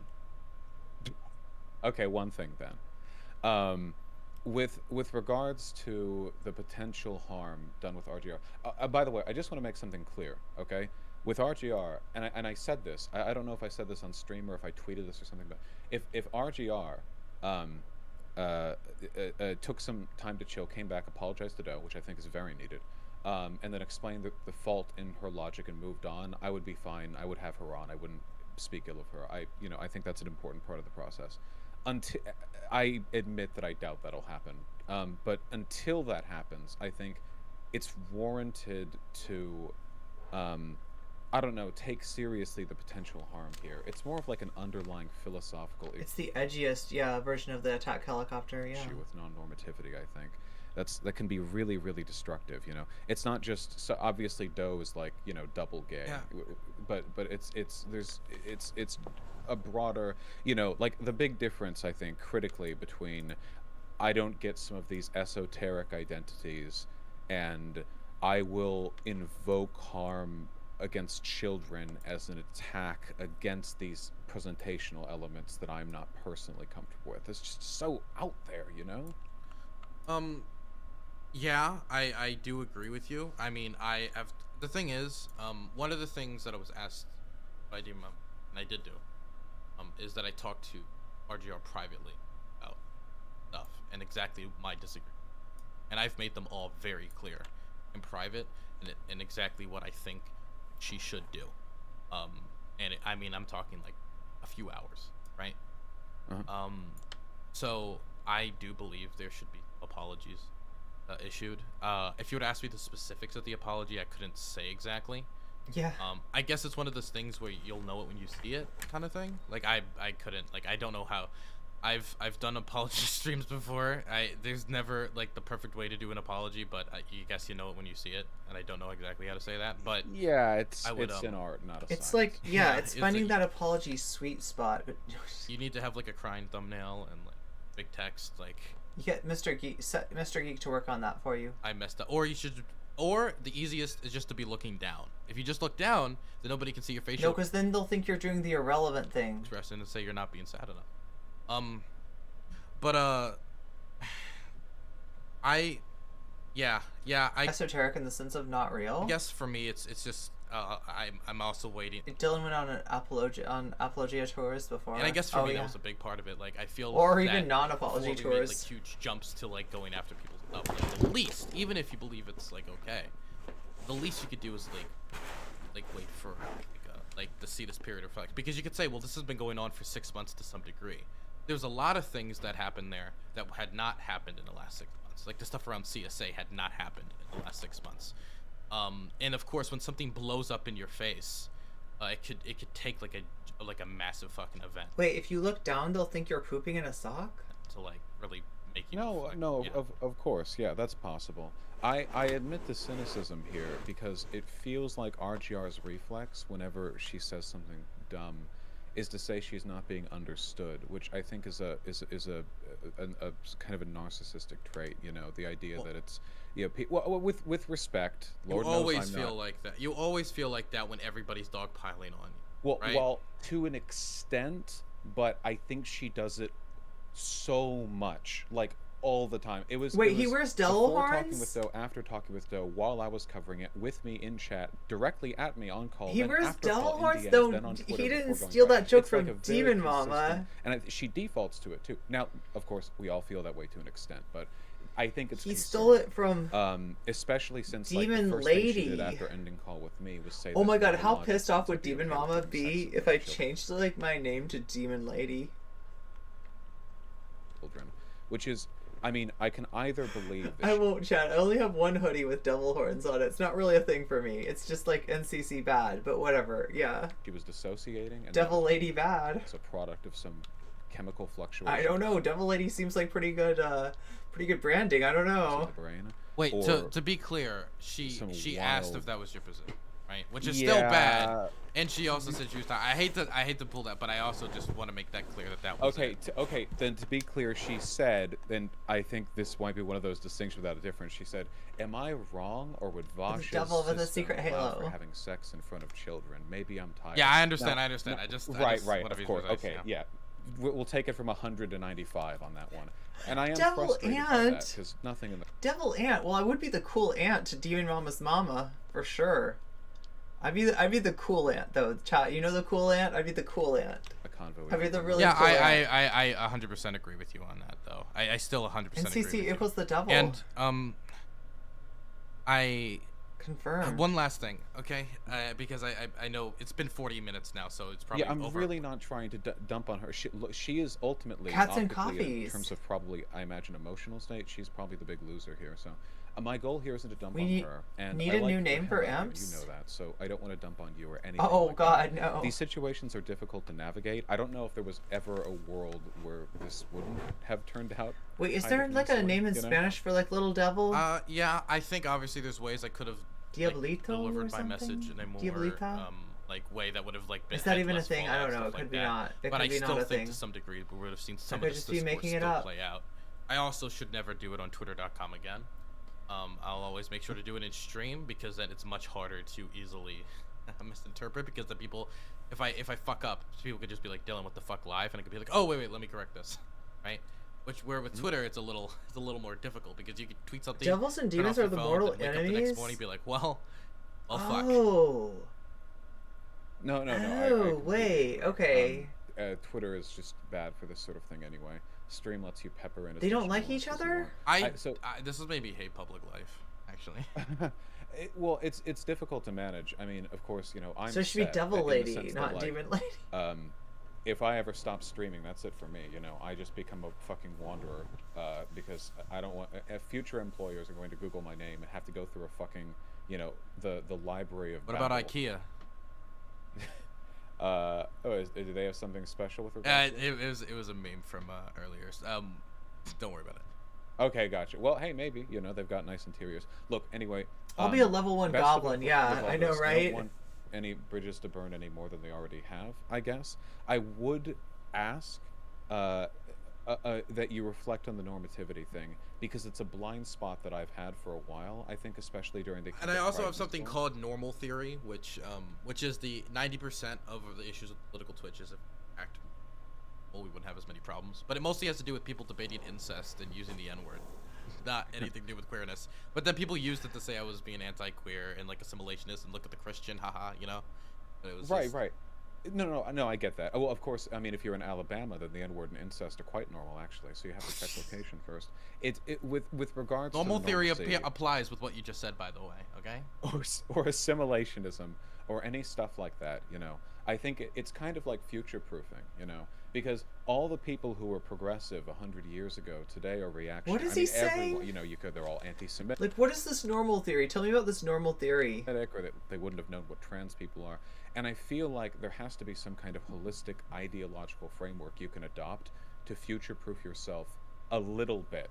And I think the best way you can do that is through a sort of opposition to hegemonic normality, where you try to detach yourself from any biases to the way things are and accept only the harm they do. I don't know if it's exclusively consequentialist. I don't know if you could have the deontological approach to that. But anyway, I appreciate you having me on. I'm sorry the drama's been rough. I appreciate. Oh, the company from D&D. What is that one? It's called and the content has a lot of issues. There's some awesome indie and other TTRPGs out there, including ones made by co-ops. Appreciate you having me on. One last question. One last quick. Right. I'm going on JLP's thing. Advice? Oh God, just have fun with it. Please don't get mad. Joke with him. He never takes it in stride. Like, he always stutters a bit because he expects you to get mad or take it seriously. It's very funny. Got it. Okay. Wonderful. Thank you very much. How funny would it be though, if like I mean, like, okay, no, it's not that funny. Isn't there a way to argue with him where he thinks you're serious, but you're like not really serious? I don't know, like, right? There's other funny things. Anyway, I'm not gonna go on JLP chat. Don't worry. I'm not gonna be going on JLP anytime soon. Wizards of the Coast and Hasbro. Thank you, Dylan. Take care. Okay. Okay. Take care. Bye. Bye bye. Okay, that was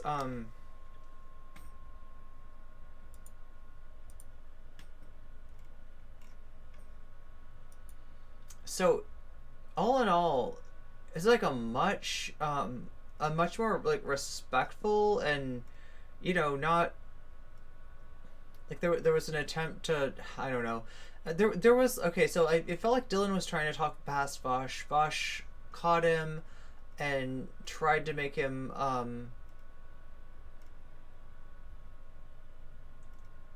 tried to,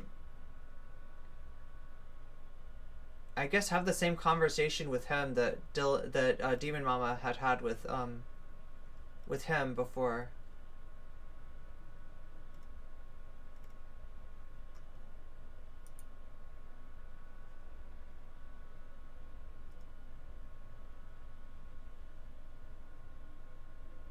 Oh, hey, do you want a bonus chat? Okay, I usually try to do something, like, related. Like, I usually try to, like, keep the material all to... Yeah, I don't really see, anything else that's super... Hopefully, chat, this is kind of the end of this. Okay, wait, maybe chat can tell me, okay? Is there anything, like, RGR-wise I should watch? Demon Mama obviously has been, has not been streaming since this went on. I think you know, maybe she's hoping to get her Twitch back. Hopefully that should happen pretty soon. Anybody have any requests though? Any videos related to this that you want me to cover so we can maybe close the books on RGRMageddon, at least for now, right? At least for now. Look at the comments? Oh wait, should we look at the comments? Yes, we should. Okay, let's look at those comments. I mean, I love to look at the comment. I'm no comment chick, so I gotta look at the comments because I came from the comments. I wouldn't be here without the comments. Not only comes off as heavily fanatical, without fighting with the chuds in the comments. Okay, why is Dylan's chat acting like Vaush is calling RGR's, oh my god. So Dylan's chat apparently is freaking out. Yeah. Dylan's chat calling Vaush bad faith. There's a lot of comments on Dylan's chat. Dylan's chat really shows how much people... Oh, this is hilarious. Because, like, you know, like, a lot of times, like, you know, there's, like, questions. When you have a debate with somebody, like, are you going to be on stream? Are they going to be on stream? Are you going to both be on the stream at the same time? Are you going to show your chat? Are you not going to show your chat? All these things... Oh, what's up, Scout? All these things are a question. All these things are, you know, something to think about, right? But oh my god, you can't read it because I don't have it. Oh, okay, sorry. I'm glad I came. I'm glad I came back to the window to look at it. Yeah. There we go. That's better-ish. That's getting. Oh my god. Okay. So this is what I'm reacting to. Okay. So they're all commenting on Dylan's chat, and so what I'm trying to say is that, like, there's a question of, like, you know, if you go on somebody else's stream and debate them or talk to them or whatever, and hey, what's up, Bert? The year is 2020. America is ravaged by the pandemic virus. Supply chains breaking down. Politics decided by internet drama streamers like No Comment Chick. Oh my god, I heard she was your friendly neighborhood drama baiter or something like that. I don't know. As long as she's not that weird umbrella VTuber, like that one, that's the one I didn't like. That one was, no, just kidding. I'm definitely not a Momo, okay? Definitely not a Momo. Just wait for that to become a scandal, right? Yeah, Dylan's chat calling Vaush bad faith and saying he's using sneaky debate tactics when the conversation hasn't even started. Vaush's chat. So yeah. So I guess what I'm trying to say is, in a lot of cases, you know, you go in hostile territory and debate somebody, maybe you don't need their chat to show up in your video. Maybe you make that video without the chat, because you're probably getting roasted in the chat, right? in this case, like, I mean, yeah, the chat was hostile, but they were coping. The chat was full of cope, was foaming at the mouth with cope, okay? And it ended up being really good for, you know, it sort of helped Vaush's case. It ended up being a positive. So that's beautiful. That's lovely. That's wholesome. That is wholesome. Oh my god, yeah, happy Thanksgiving to you too. Dylan's chat is yeah, that's true. It is a very similar there's like a Venn diagram there, but it's like almost like completely overlapping. Wait, okay, so we were talking about devils and demons in D&D, okay, right? And like the devils and the demons, they don't get along too well, right? But what do they like? Do they like? Are there any what if a devil and a demon have a baby? Like, what is that called? Is that a thing? Is it like the Bayonetta? Like, you know how? Oh wait, no, Bayonetta is like if an angel and a devil. Wait, is that how Bayonetta got made? Was it an angel and a devil had sex or something, and it created Bayonetta? If I have my lore correct, I haven't played it yet, chat. Oh man, I could play Bayonetta 1 on stream, but it would be Bayonetta 1, and if you know what I'm talking about, yeah, I'm not sure. I'm not sure I want to play Bayonetta 1. It's a juggalo? It creates a juggalo? Like a ICP fan? But I mean, are there like if there's like devils and demons, are there any that are like, they're like, you know, I'm kind of like, you know, Infernal Abyss Tiefling? Oh yeah. So maybe I should do we did a Bird Brains a long time ago, and what was it called? It was called like the Goblin Discourse or something. We were talking about like racism in fantasy games, and the way that like some fantasy races are like kind of essentialized as evil, right? And it's like, you know, I mean, yes, it's a fantasy. I get, like, that's always the defense. It's a fantasy. It's a made-up world. It doesn't matter. They can be, the orcs could be evil if they want to, right? And it's like, yeah, but, you know, there's an argument to be made that kind of, like, codifies in our art, like, you know, sort of conceptions of that. I mean, like, legit, like, you know, a race being evil is how, like, you know, colonization is justified a lot of times. So yeah, and I guess was it Wizards of the Coast is the one that makes Dungeons and Dragons. I guess they have like kind of a history of like, you know, sort of like stuff that's not great. I probably need to learn more about this before I cover it, but it seems like it could, I don't know, could make a good video. So much bioessentialism in so many aspects, particularly stats and alignment. Oh, that's right. Yeah, they're like limited to like if you, depending on what race you are in D&D, you're like limited to certain alignments. Dylan's chat lost this debate. Oh my god, that is the comment. That is the comment right there. That is the comment of the day. Oh my god. Wow.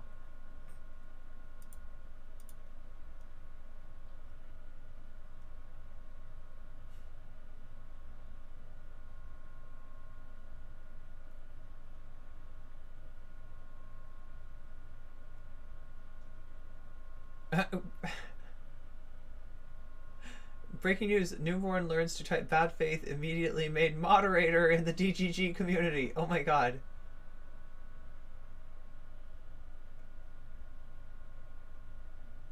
After all these arcs, when are we finally leaving Namek? That's what I'm asking. That's what I'm asking. There's a little too many arcs, I think. There's like too many arcs. Like, it was fun at first.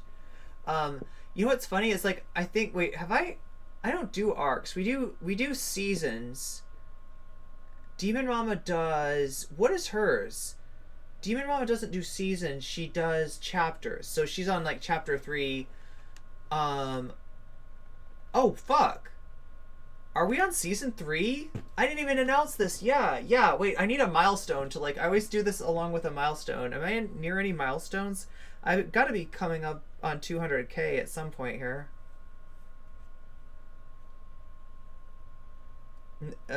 like views, right? Not subs. Wait, where does it even say?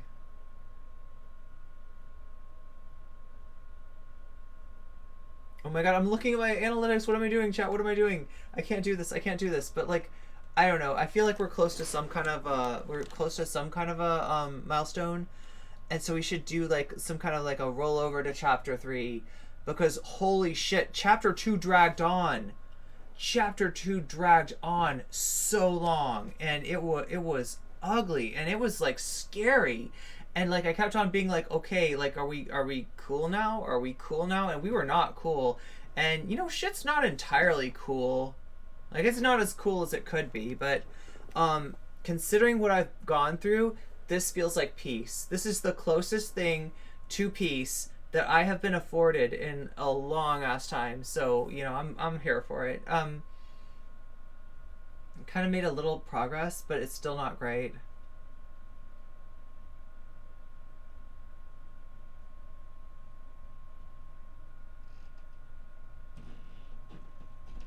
Oh, are you talking about in the new Dungeons and Dragons? Made a little bit of progress, but it's still not great.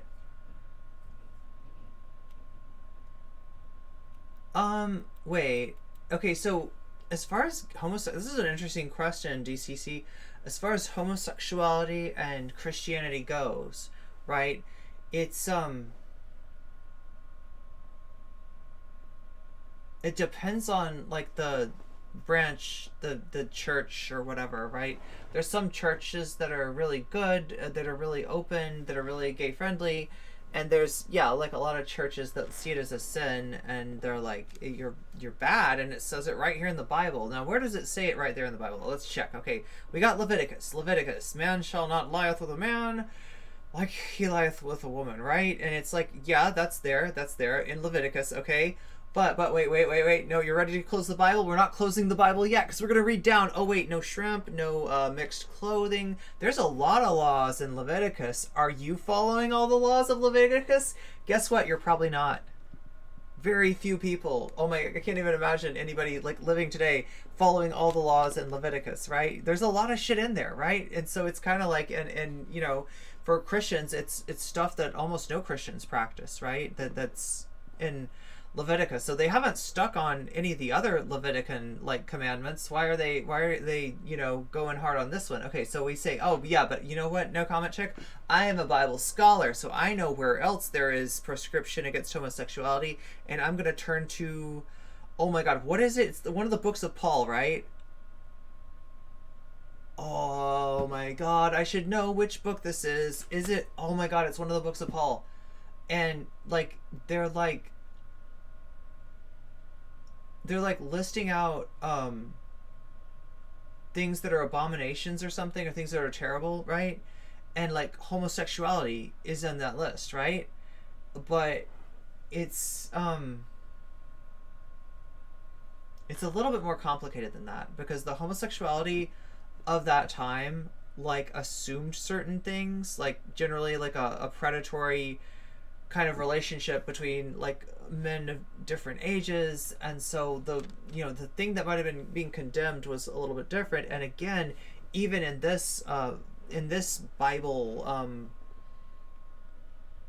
oh my god, you can tell I know Christianity so well, because I'm like, it's a chapter, it's like it's a thing, this snippet of the Bible, this screen cap of the Bible, right? They list a whole bunch of other things, right? And some of those things are just like being greedy, being an asshole, being, you know what I mean? They're not things that like people can say, oh, I never do that. Yeah, like that's clearly a sin against God, and like, whoa, you know, like, right? Because that's what they try to act like with homosexuality. They don't just treat it like a sin in like anti-gay churches. They treat it like a disease, and that like allowing any sort of like anything other than complete condemnation of this, you know, of the phenomenon of homosexuality is in danger of spreading the disease, right? So yeah, it's a funny thing, you know, that like varies from church to church, I guess. Never read the Bible in my life, and my parents told me it was trash. It not great. It was not great. Did I read the Bible? I think I've read the Old Testament. I think I've read the whole Old Testament. I think I have. I don't know. I don't remember it very well. Oh no, I didn't. Because there's that one that's like just numbers and shit. That's just like so and so begat so and so, and it's like anybody who says they read that is like full of shit. There's nobody gets through Numbers. Is it called Numbers? I think it's called Numbers. Yeah. The Bible's weird.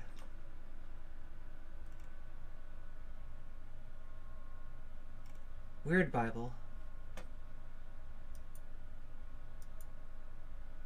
Not only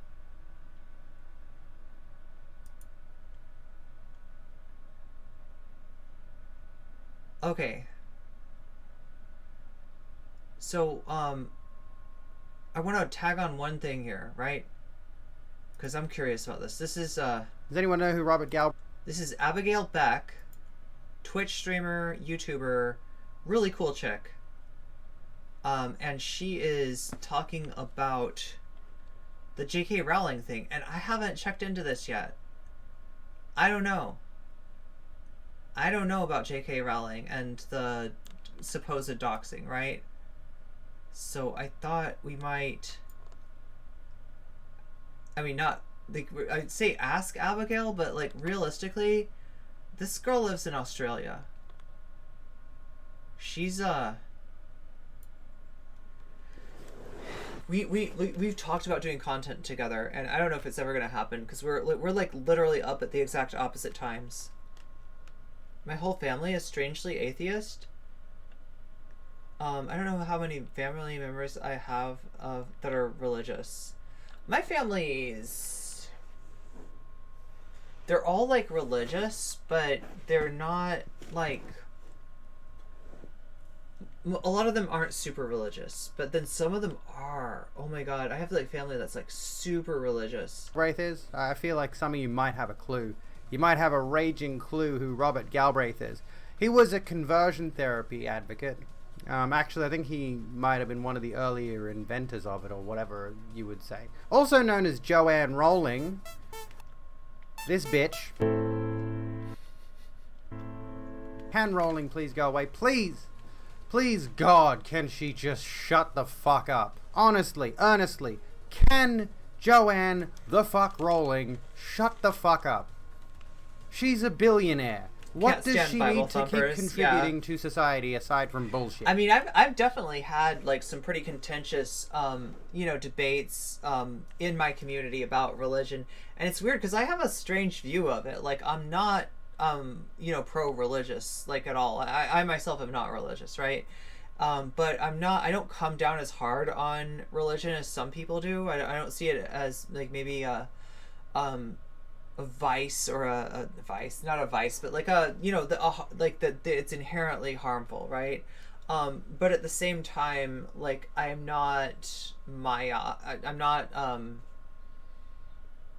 don't overlook the problems with it, and I don't, like, hypothesize that, well, like, the Christianity I grew up with, it's okay, or it's not great, but, like, I heard about this other one that was kind of okay, right? It's kind of like, yeah, but I mean, have you hung out with those people? Do you know that they're okay, right? Because there's a lot of, probably a lot of religious groups that, are ostensibly, queer friendly, that maybe you wouldn't feel welcome in, right? So, that's like a whole thing, and I feel like, for me, like, I see the value of religion as just being the value of the story.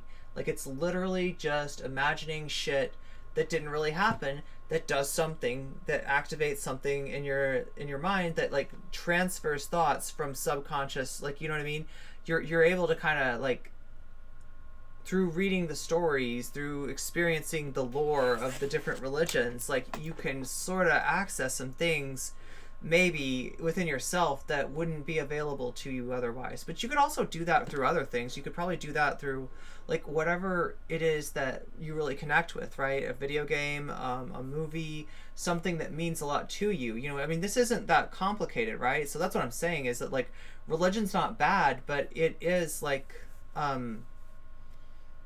Oh yeah, the thing that makes it bad is when the metaphysical claims that get made get transferred into, so therefore these material claims. That's the problem. As long as religion has like a hard like wall between ideal and material, in other words, it's not going to tell you, you know, like the earth is only 6,000 years old or something like that, right? You know, I think it's harmless as long as it's, you know, taken in that way. But yeah, when your religion's telling you, you know, don't be gay, then yeah, you got a problem, right? But if your religion is just like filling your imagination, I think your imagination should be filled, right? And whether it's with old ass stories from religions, or whether it's from like, you know, Marvel stuff, I think it's you know, part of the human experience. Why are we listening to this woman? So oh my here's God, I this just said a whole lot of nothing, didn't I? list of tweets which has set Did I just say a whole lot of nothing? Twitter off as usual, because anytime this... I was all like 1 + 2 - 3 + 4 times the square root of blah blah blah times blah blah blah, and like it all, like you're like, you figure it out and you're like, okay, so wait, 0, right? Yeah, it's 0. Sorry. It says anything. Twitter has a meltdown on numerous I said different something? facets. Last Friday, my family's address was posted on Twitter by 3 activist actors who took pictures of themselves in front of our house, carefully positioning themselves to ensure that our address was visible. I want to say a massive thank you to everyone who reported the image to Twitter support. Your kindness and decency made all the difference to my family and me. I'd also like to thank Police Scotland for their support and assistance in this matter. I implore those people who retweeted the image with the address still visible, even if they did so in condemnation of these people's actions, does to everybody delete know? it. We know about Shinigami Eyes now, right? The reason that Abigail's profile link is green is because Abigail is known to be trans friendly, right? And then the reason J.K. Rowling's link is red is because J.K. Rowling is known to be transphobic. Over the last few years, I've watched appalled as women like Alison Bailey, Raquel Sanchez, Marion Miller, Rosie Duffield, Joanna Cherry, Julie Bindel, Rosa Friedman, Kathleen Stock, and many, many others, including women who have no public profile but who've contacted me to relate their experiences, have been subject to campaigns of intimidation which range from being hounded on social media, the targeting of their employers, all the way up to doxing and direct threats of violence, including rape. None of these women who are protected in the way I am. They and their families have been put into a state of fear and distress for no other reason than that they refuse to uncritically accept the socio-political concept of gender identity should replace that of sex. Why is she dying on this hill? I have to assume The Earth is 6,000 years old, so the ancient Sumerians witnessed its creation. Wait, what is it that New Earth creationists say? How old do they say the Earth is? that I am Georgia Frost, Holly W. Stars, and Richard Energy thought doxing me would intimidate me out of speaking up for women's sex-based rights. They should have reflected on the fact that I've now received so many death threats I could paper the house with them. She loves to go on about the death threats, doesn't she? And I haven't stopped speaking out. Perhaps, and I'm just throwing this out there, the best way to prove your movement isn't a threat to women is to list of hateful bigots, including multiple actual stop doxers. stalking, harassing, and threatening us. And all of these accounts conveniently have been deactivated. I mean, you'll notice this. The right does Darvo in their ops, okay? They won't just attack you with false allegations. They'll attack you with false allegations of what they're doing to you, right? Like as in, you know, they'll do something to you and then accuse you of it. Like it's really fucked deleted, up. And it's really, it blows my mind how many people can't like kind of suss this out of like, wait a minute, who are the people behind this? Who are they connected to? And it's like, it's right there. It's like, okay, yeah, why is this all right-wing people? Is there a reason? And lefties just, I swear to God, we're so into this, like, we're so factionalizable. Because it's like anybody that wants to see something bad about somebody is just gonna see a right-wing thing and like be like, oh yeah, like definitely, and see bad. And it was like, wait a minute, do you see who you're retweeting? Been shut down, at least for now. There are some interesting perspectives. If you want to know who you're retweeting, get Shinigami Eyes. That'll give you a better idea. And you know, even if somebody's not like read themselves, you can sort of look at like, you know, who they're following and get a sense of you know, because I swear to God, so many decisions on Twitter get made without even the basic bare bones information on like, you know, who the individuals involved are. on this that I want to go over. First and foremost, this one by Alley Caps. Hi J.K. Rowling. 3 of the people in this tweet have doxed others in the past and yet you praise them here. Want to know their names and their doxing history? Read on. Here's a pretty detailed rundown of when Marion Miller decided that doxing a police officer was the way to go. Here's when Rosie Duffield also decided to engage in some doxing behavior. Here is where Rosa Friedman decided to publicly post up someone's email. We call it doxing light. A bit more about Rosa Friedman's doxing incident. And while this might not be Kathleen's doc directly, I don't see her making these poor statements. Wait, is it 6,000? She harassed I don't know. I want to make clear that I've now seen proof I was just throwing that out there. that Sussex University, is pressuring students to remain silent about their experiences being harassed by Professor Stock and her supporters. Here, an administrator threatens to publish personal data if the student does so. Dear subject and Kathleen, presumably the person who doesn't want to be doxxed. Following the complaint received on Wasn't this is what creationists believe? Wasn't that like a meme for a while? Date. I now attach a letter with the outcome of the level 2 investigation. I am sending this email to you both simultaneously for the purposes of transparency and equity. As this matter concerns the publishing of online information by both parties, I have taken the decision. I'm going to do it this way so you can see more of it. To send a letter to both of you to ensure there is no misunderstanding about the 6K or 4K? Oh my god. Or the reasons behind them. I'm also sending this to both of you confidentially, and I'm asking each of you to respect the confidentiality of the other and not reveal the contents. If either of you decides to breach that confidentiality and make any partial public disclosure of the contents in the letter, in the interest of fairness to both of you, the university reserves the right to publish the whole decision letter, which would only be done after consultation with the party who had abided by the confidentiality requirement. I hope this is clear, but if either of you have any questions or require any further information, please don't hesitate to contact me. So there's that bit, at least with the Kathleen Stock thing is a whole saga. It's an entire saga. Anyway, TLDR, J.K. Rowling is not only a TERF, but a hypocrite. Let's go through these things as well here. So this is not women's rights. Here's this article. Ms. Marion Miller is currently on trial in Scotland. So when was this? This was August 31. She is charged with allegedly posting homophobic and transphobic content to her social media pages, with allegedly hanging a ribbon to a fence and photographing it, and with allegedly publishing personal details and homophobic comments about the female police officer who arrested her. Trans exclusionary radical feminists across the United Kingdom and around the world have rallied behind her, seeing her as a martyr to the cause of defending women's rights. In Scotland, her supporters are keen to frame her arrest and trial as a conspiracy, the crux of which is that the Scottish National Party, the party in government, has been captured by woke transgender allies who are determined to undermine social stability and destroy women's rights with their trans ideology. They got captured, chat. They got captured by woke. They've been captured. They've been captured. The word captured. This is the woman who harassed a friend of mine in a pub a little while back, by the way. She went in there, her and her group of turfy mates, and they left a whole bunch of literature around. Oh my god. Basically the equivalent of leaving out leaflets talking about, what's it called?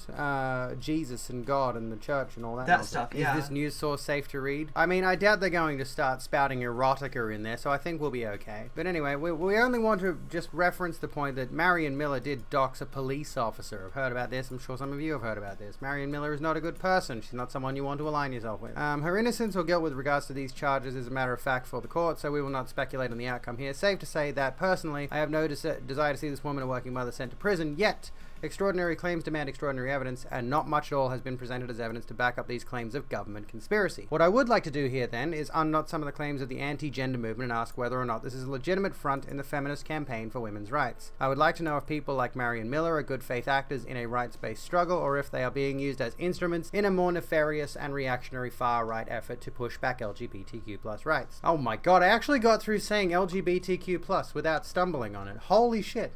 I'm getting better at this. Anyway, in the first instance, we must take an honest look at the substance of the charges against her and how they have been portrayed to her supporters on social media. These charges can be divided into 3 categories: homophobic and transphobic communication, threatening communication, and the publication of the personal details and homophobic abuse of a public officer. Secondly, we want to consider the language used by Miller and the movement in order to find relationships and connections to other activist movements and their tactics. Lastly, we will interrogate the idea of a government conspiracy to weaken the fabric of society to harm women and girls. Listen, if I had my way, okay, I would have a Reddit. I would have a subreddit. The NCC subreddit would all be like... Wait, no, we can't do this. We can't actually do that. We can't actually do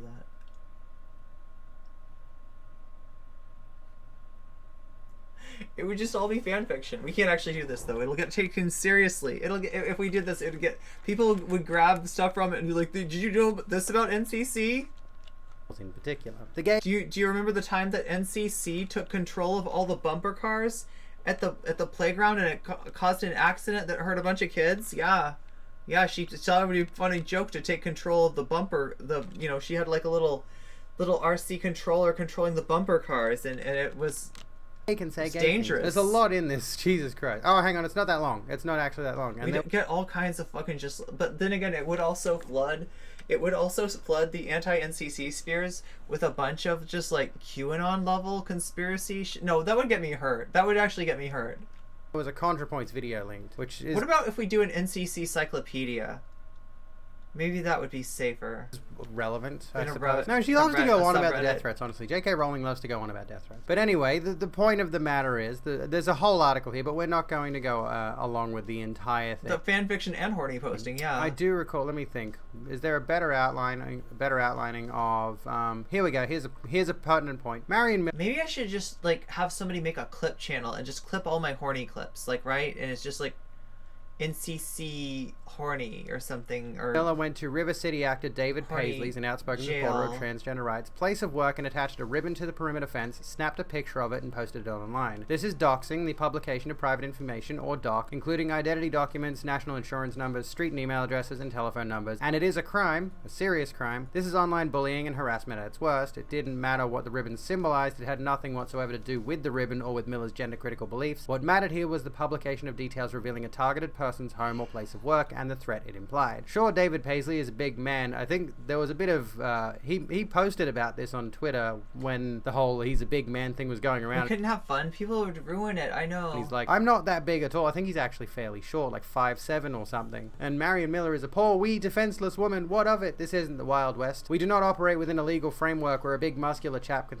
simply thump a woman, or anyone else for that matter. This was a serious threat, and in Scotland, where we expect to live safely and without harassment under the rule of law, under the rule law, I'm assuming it's supposed to say under the rule of law, this is a criminal matter. We pay our taxes so that the police and the courts can deal with this obnoxious behavior. That is what's happening, and it doesn't matter a jot what your opinion is about Marion Miller or David Paisley. Then there is the further doxing of the arresting officer and deliberate and spiteful focus Miller and others put on the officer's sexuality. Largely due to best practice procedures, Police Scotland, like other national policing bodies, tries to send LGBTQ officers to cases involving suspected hate crimes. This is what happened in the case of Miller. The officer who chapped her door was a lesbian, and Miller was keen to publicize this nugget of information. What followed was a frenzy of gender-critical activists investigating the officer's social media and other online footprints to reveal everything they could about her, to prove some kind of police, Masonic, Jesuit, Illuminati, anti-woman conspiracy. Gemma Stone puts it in this context. Amongst the doxed information surrounding the police officer was the fact that she's gay, complete with coming out post. The post itself is quite sweet, actually. Just your general, I'm happy to be me and it's great kind of thing. It even includes a picture of her looking Did Service have a song called "My Dad Is a War Criminal"? pretty chuffed with herself indeed. This sounds sweet. Did not know honestly. that. So of Did course, not know transphobes that. have squatted right over it and dropped Was trousers to unaware. spew their bile-filled shit all upon it. Ew. And yeah, so that gives you at Ew. least context for one of the people, just one of the Ew. people, that Joanne Rowling in this thread has shouted out. We've got this particular post here.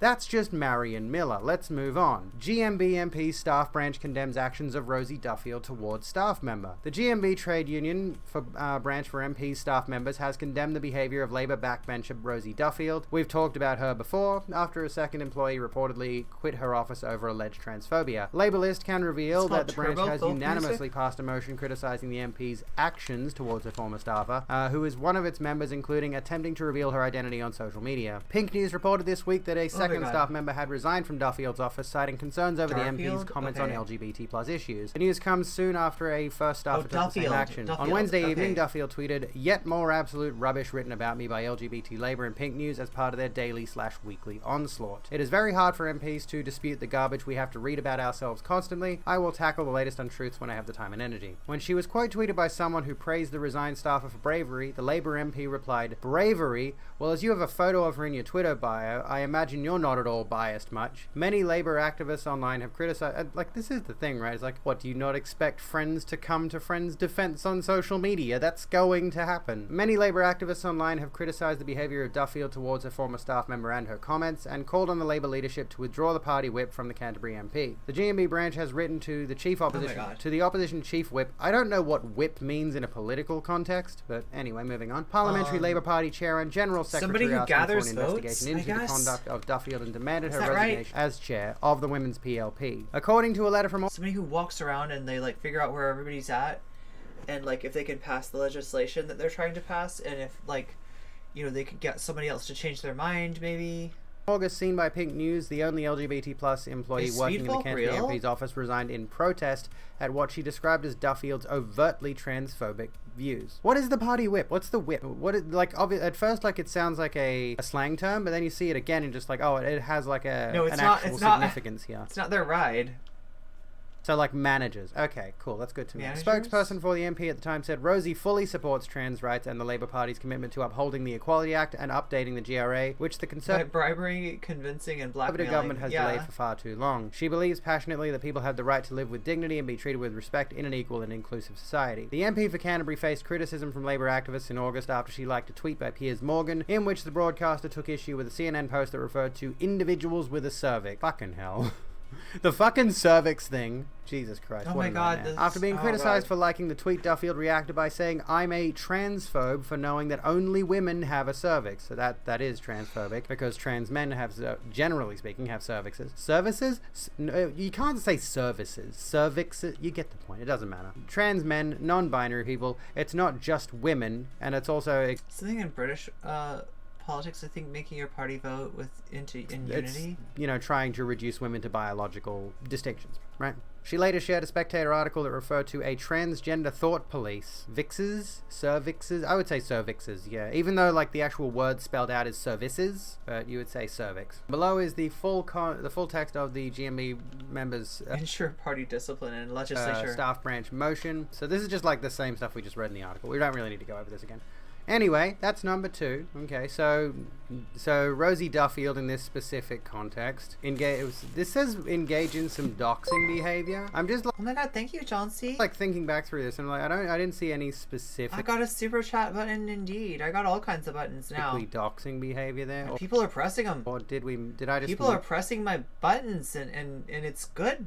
For what? It's a good thing. It's not a bad thing. Criticize the behavior of Duffield towards former oh yeah, going back through you have a photo of her in your Twitter bio. Yeah, never mind. So that would be kind of what you would constitute it there as, like, attacking the personal connections of the person involved. And then we had transphobic uni of reading. Professor Rosa Friedman uses Twitter to publicly dox student who sent a reasonable email The party cat herder? to her. Here's the Okay. screenshot. Here's the screenshot. I redacted the student's personal info. So after 72 hours recovering from an eye operation, I am only just processing this latest aggressiveness from a not law student. After 3 years of watching my back literally on uni campuses, I am done. I'm going to call out this shit. Harassment and intimidation will not silence me. So here's the email. You can't really... I can zoom in, but it doesn't really help. Dear Rosa Friedman, I would first like to state what I am saying does not come from a... So yeah, the student's personal info, full name and student email was displayed here. So it was in the screenshot. Oh, it wasn't no. blacked out by Rosa Friedman in this context. Does not come from a society or group within the university. I am currently working with several professors within to identify problematic areas within the university which is holding it back from equality, and I intend to bring up you and your gender critical talk as one such problem in a discussion next week. I will not be using that term again, and in the same way I do not refer to racism as race critical. Oh shit. I would not intend to sum up your feelings from a few talks, Twitter threads, emails, and press coverage. I would prefer to talk to you personally about this issue and understand your opinion on trans rights. I understand that you have had issues in the past with trans allies trying to protect the trans community from you. I do not intend to get aggressive, but rather ask for your opinion before I move forward.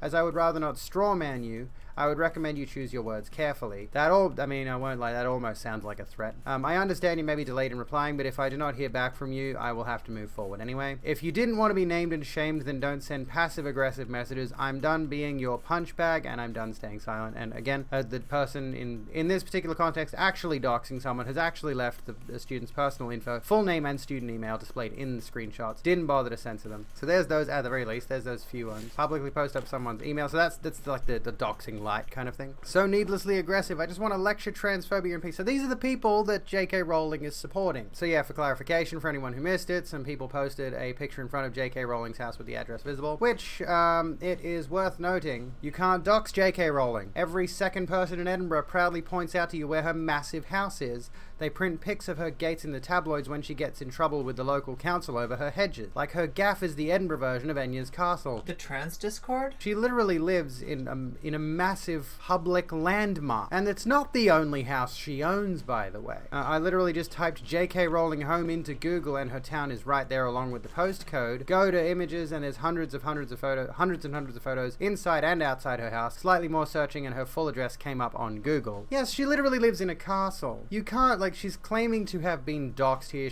And, like, this is the thing. J.K. Rowling loves to play victim. She absolutely adores playing victim when she's the one that is constantly, again, like we mentioned a moment ago, she's supporting people. She's literally supporting people who do legitimate doxing. People like Marion Miller, Rosie Duffield, Kathleen Stock hasn't doxed anyone. Kathleen Stock has just been on my mind because I keep seeing her name everywhere. This whole saga, and especially the death threats thing. I have no doubt in my mind. I can't specifically verify this. You know, I'm just gonna speculate. So forgive me for speculating. I have no doubt in my mind. And this is the thing, right? This is the thing. J.K. Rowling is sitting here on Twitter bitching about being doxed, and then she has specifically found the 3 people involved who took a photo in front of her very public landmark address that she lives at, right? She's posted their social media profiles in a tweet here to her 13.9 million followers, a lot of whom are TERFs. And then, what do you think has happened here? Do you think that these people have just deleted their accounts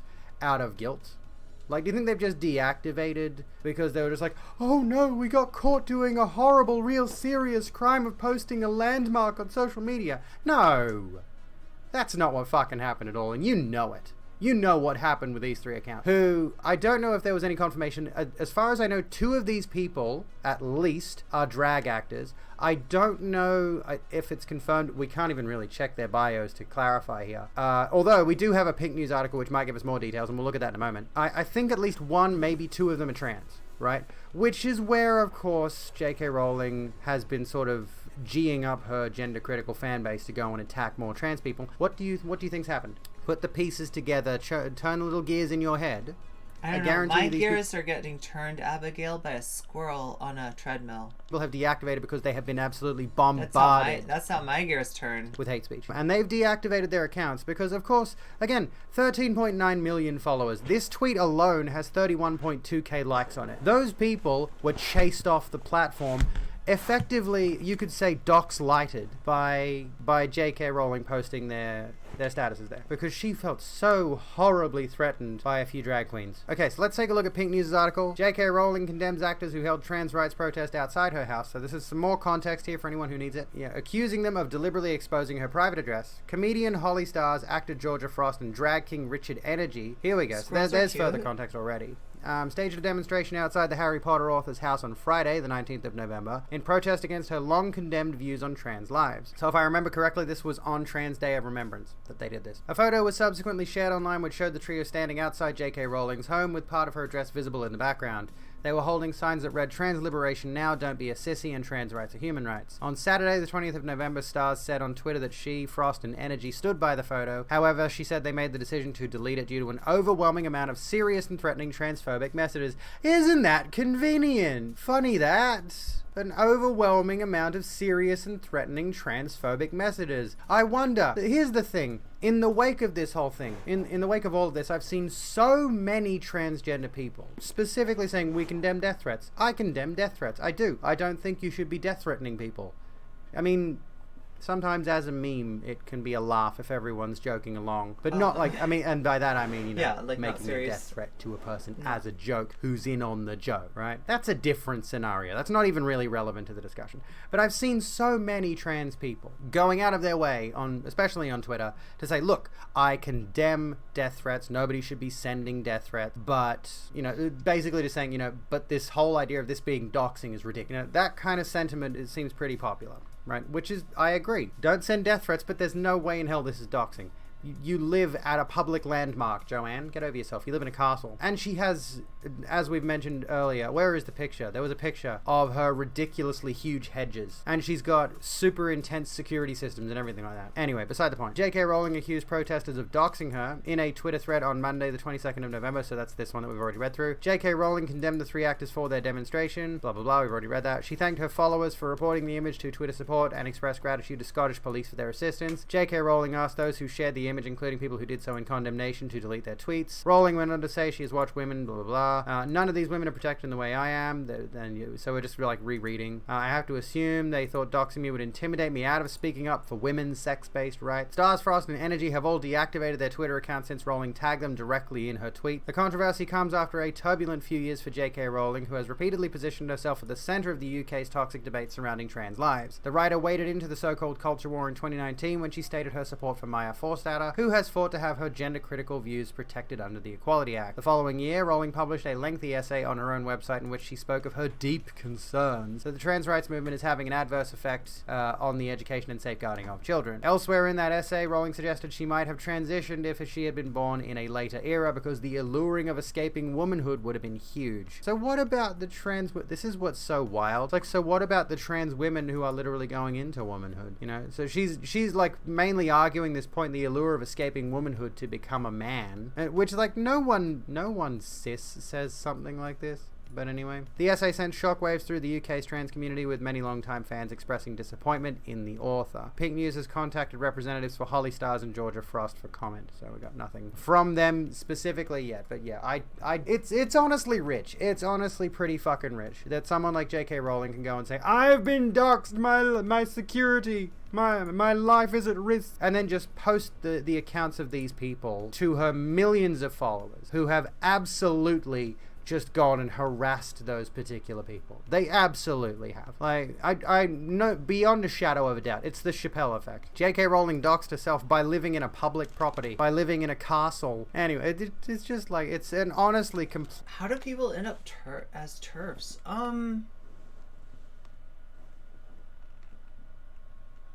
It's weird, because, like the original TERFs were, like, second wave feminists who really didn't agree with the third wave inclusion of trans women, right?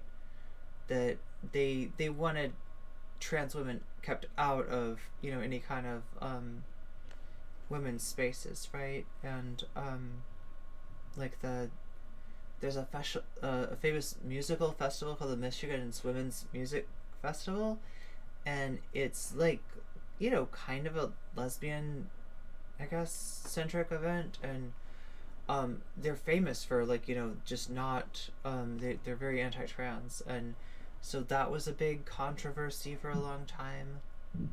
And then like now you've got this weird connection between TERFs and the right wing, because their beliefs on trans people line up 100% with right-wingers. So just like on Twitch politics, you see some very strange bedfellows when it comes to, like, you know, lefties making common cause with right-wingers to go after their former favorite streamer, right? And this whole TERF nonsense with their sort of, I mean, they'll go on Tucker Carlson, they'll go on Fox News. There's kind of a connection formalizing between these two groups, and so I feel like a lot of the TERFs that I encounter, they're more like located in a conservative political like landscape rather than you know, they're yeah, so it's strange because, like, right, this is a movement that largely came from feminists, so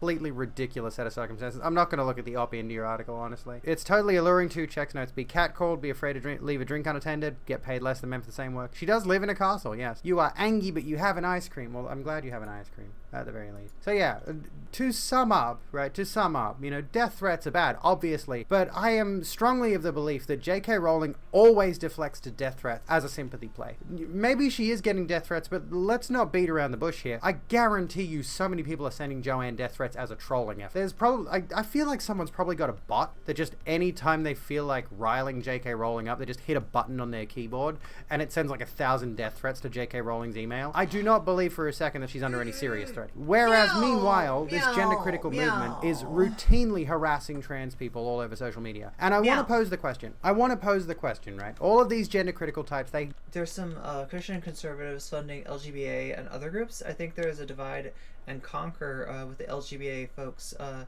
involved would be the next targets. Yeah, right.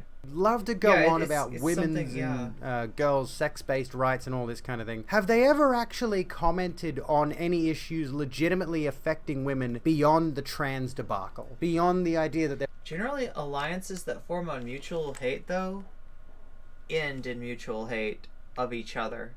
And that's always funny to watch. There are trans women out there, or beyond the idea Because that if you really, all you've got is, like, you know, we hate the same person, and so...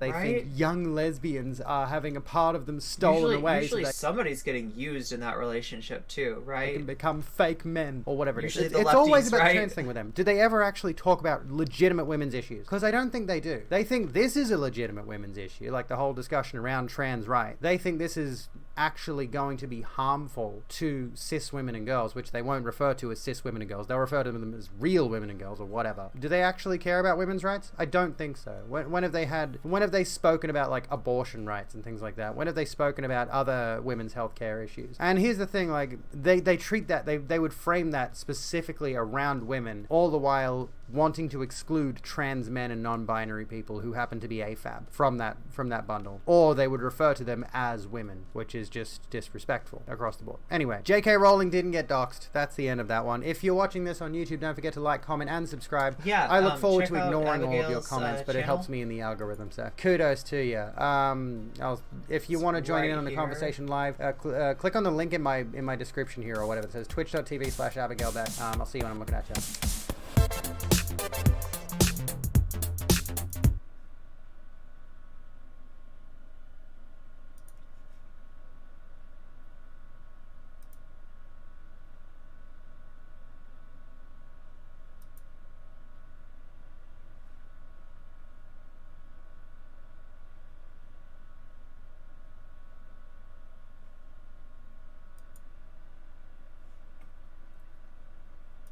Okay, so here's the link to Abigail's channel, which is a pretty cool place. And she is a pretty cool person. Okay, yeah, there's one more thing I wanted to watch. Because I didn't realize, like, I'm, like, still tired somehow. I mean, like, I got a really good night's sleep, but, like, I'm already, like... I don't know what's wrong with me, chat. Apparently, I just, like, really... I just need more sleep or something.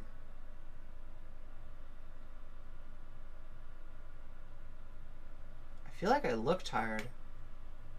After it's all done, Okay. so I'm gonna turn that off for a second, or at least turn it down. So, due to what we're talking about today, I already pushed back the sponsor stream to today. I requested for it to be pushed back another week, and they were not willing to do that. And so we are still gonna have the sponsor stream today, but I'm gonna make sure that all of the sponsored stuff, like the QR codes, all that, that's gonna be later in the stream.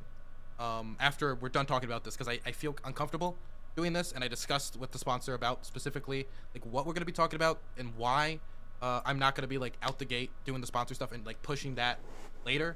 I just don't want to, like, I don't know, it just feels weird. Anyway, so that's the first thing. The sponsor stuff we're gonna do later, which is gonna be the game. Which, whatever. Okay, so that's the first thing. So the second thing, and this is good news, the exterminator finally came to my apartment, and they put down some rat poison, they put down some stuff, put down some cockroach poison, right? They did all that stuff. That's good. I was told that I should watch this little snippet of the Dylan Burns show. I guess something happens in chat. But then they were like, oh yeah, we need to pull out the dishwasher and like fix this hole in the wall. I'm like, dope. He's like, yep. Then he starts to pack it up. So I'm like, wait, are you gonna do it? Oh, I'm just the exterminator. And yeah. Then he just leaves. It's like, okay, thank you very much. And so I then called the apartment. I was like, that's kind of like, could you deal with this? And they said they're gonna do it before Friday, which is when the city inspectors come back. So they better do it before Friday. But they are not gonna do it on Thanksgiving. Okay? They are not going to make me stay here alone on Thanksgiving so they can fix the rat problem they haven't dealt with in the last 6 months. Okay? Yeah, I can't do that. Change your dono go to help me move out. We got to get you out, man. The problem is, right, at this point, because it's been so long, in like maybe 4 months, around 4 months from now, the lease is over. And if I cancel, like I've already negotiated with them, they will not negotiate. Maybe breaking off the lease. What time was they want me to pay all the extra timestamp? money, and they want to keep my deposit. This is like so 21. I can't, fuck that. Oh wait. Like I'm not gonna just let them. And I'm talking like they're at basically I'd have to give them like $3,000 to $4,000 or some like crazy ass amount. Like I'm not no. I could like deal with it other ways, but whatever. I'll deal with that. That's not really super important right now anyway. Well, it's important to me, but it's not important to what we're going to be talking about today. I look fine. I'm just anxious looking today we're going to be at discussing a few myself things. One second. We'll put on some like... and seeing every flaw and just take very 5 light... deep breaths. Oh, that's too... And eat some food. Oh my god, yeah, that's what I need to do. That's the other thing I haven't really too much. done. I don't even... Is that the right... I mean, it's No. Thanksgiving, but I didn't get turkey. I don't do this stuff. I don't do like the like... Oh yes, it's like a certain day I'm going to do like this food. It's too loud. A little lighter. Just barely noticeable. You can barely hear it. Perfect. Okay. Okay, so we're going to talk about a few What things, is that okay? rat doing? in the Because picture? trying to explain yourself in 180 characters is an aggravating experience. I know, right? I know there's some people who like to do like the essays and prepared statements. I'm not good at that at all. I'm much more interested in verbal communication. Yeah, thank so you. being able to talk about it on stream makes it like 10 times easier for me. And that's why like a lot You're having a normal meal for Thanksgiving too. Yeah. sometimes I'm just kicking the can down the road because I I just don't want to didn't talk think about to it get on stuff. Twitter. Like, and I plus, I think didn't, Twitter like- specifically I actually didn't realize it was Thanksgiving already. as a space makes people like 10 times toxic. And so moving it off to a separate platform, which Twitch is still toxic, but maybe a slightly less toxic, is like beneficial. Hey Kat, thank you for the tier 1. Love me. I'll consider it. I'll apply. You can apply for it. Nah, Twitch is more toxic. Wait, what are we comparing Twitch to? So, let's go through a few things, okay? So obviously, I can pull up the tweet before we get into anything else, right? My tweet. It's My way later. magical tweet. God, there's so much fun news content that I want to cover, but Making barbecue too ribs. much other Nice. stuff we got to talk about first, right? Okay. Pull up my tweet.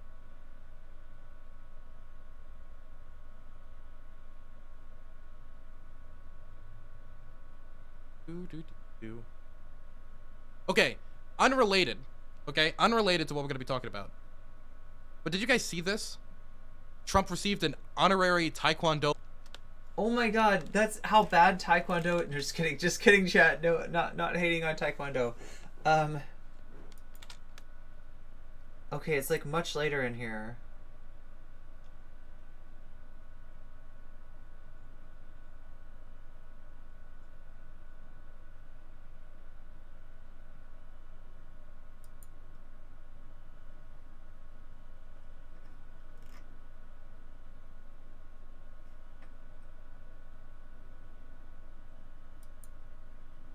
We're talking about gay fash. There's supposedly okay. I don't know if I can find this, but supposedly something weird happens in chat.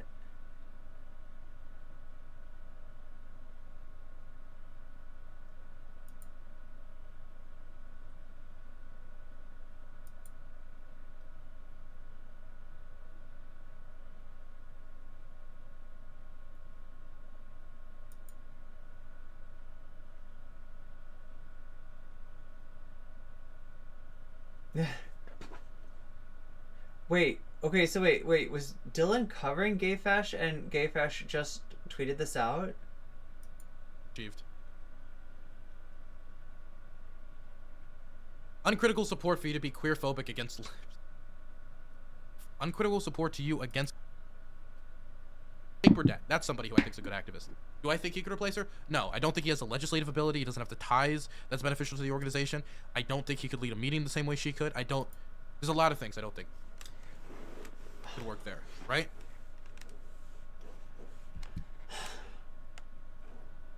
Oh wait, we can't even see. What am I drinking? Just Diet Pepsi in a fucking mug. Oh, that's probably for the best. What do you whatever. think of this thread? Oh, this thread? This thread was super frustrating, okay? So, the thing is... Okay, we'll go through this thread. We'll do it then.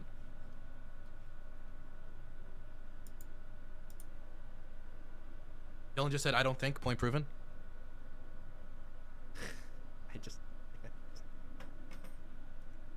His chat is 50-50 on whether to respect its pronouns. Like, seriously, how hard is it to respect somebody's pronouns?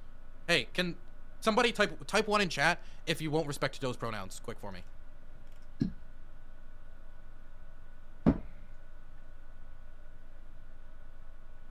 For everyone, just at the very least, time them out or ban them, okay? Every single one.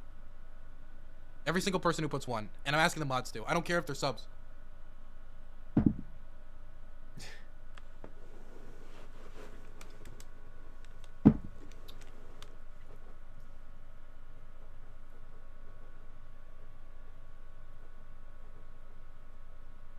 Yeah, look at the walk bats. Okay, there we go. Intimidation achieved. Uncritical support for you to be queerphobic against libs. Wait. Uncritical support to you against queerphobic libs. Oh. Oh, okay. See, when I suck different. cock in a queerphobic way. See, when I suck cock thinking of how I can undermine fucking queer community. I mean,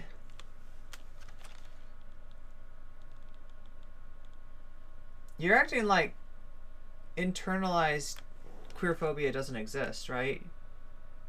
It's something that almost all of us experience, and it's something that if we're not aware of, sometimes gets projected out and it hurts others.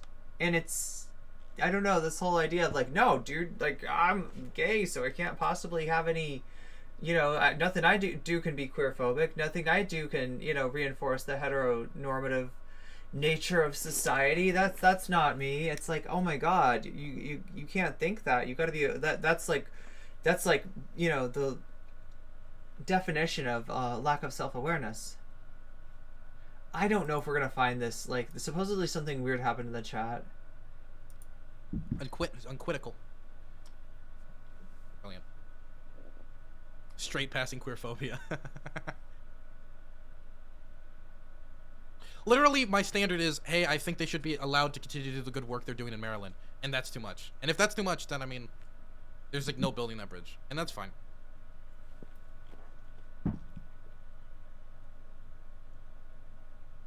There's somebody in chat that's like, what is queerphobic? Is that another new term? Ha ha ha ha. You'll see this like weird casual. RGR doesn't you'll see this weird like casual, like, I don't know even what to call it, because it's not quite like, you know, homophobia or, you know, I mean, I guess you could call it casual queerphobia, right? Because it's not it's a little bit passive aggressive. Like, it's not like anything that's like just like flagrantly, oh shit, that's yikes. It's like something that's just like this idea of like, oh, queerphobia, there goes the gays making up more terms for stuff. And, you know, it's like this weird, like, it's just this orientation on the cultural right that kind of pervades this group, and especially now with so much of a DGG life infusion being given to Dylan. It's becoming, you know, more that way. I don't think we're gonna find this, chat. I don't think we're gonna find this. This is too hard to find. If I find it, I'll, I don't know, clip it or something. If it's that funny, I'll see what it is. But thank you everybody for being here. I am gonna end my stream now.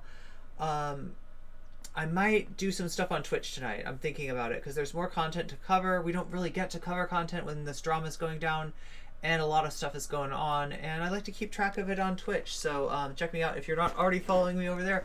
What is the actual like Twitch name though? It's Oracle of Maya. It's Oracle of Maya, just like my Twitter, right? It's Oracle of Maya, not nocommentchick on Twitch. So the branding is a little bit confusing right now, chat. I am straightening it out. I will see what I can do. I'm gonna lose the. I can't change my Twitch back to nocommentchick. I thought I was gonna do it for like a Halloween like joke, but it turns out that the joke was on me, and I'm stuck like this for I don't know how long. But chat, we will see about it. Anyway, I will see you over on Twitch. Thank you, everybody. Thank you for all the support.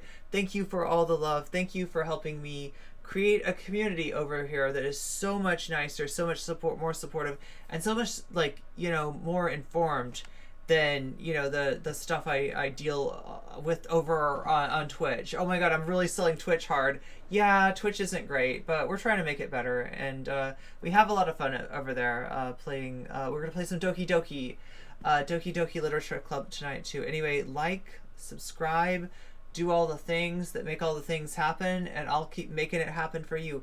I love you so much, chat. Moe Kyo.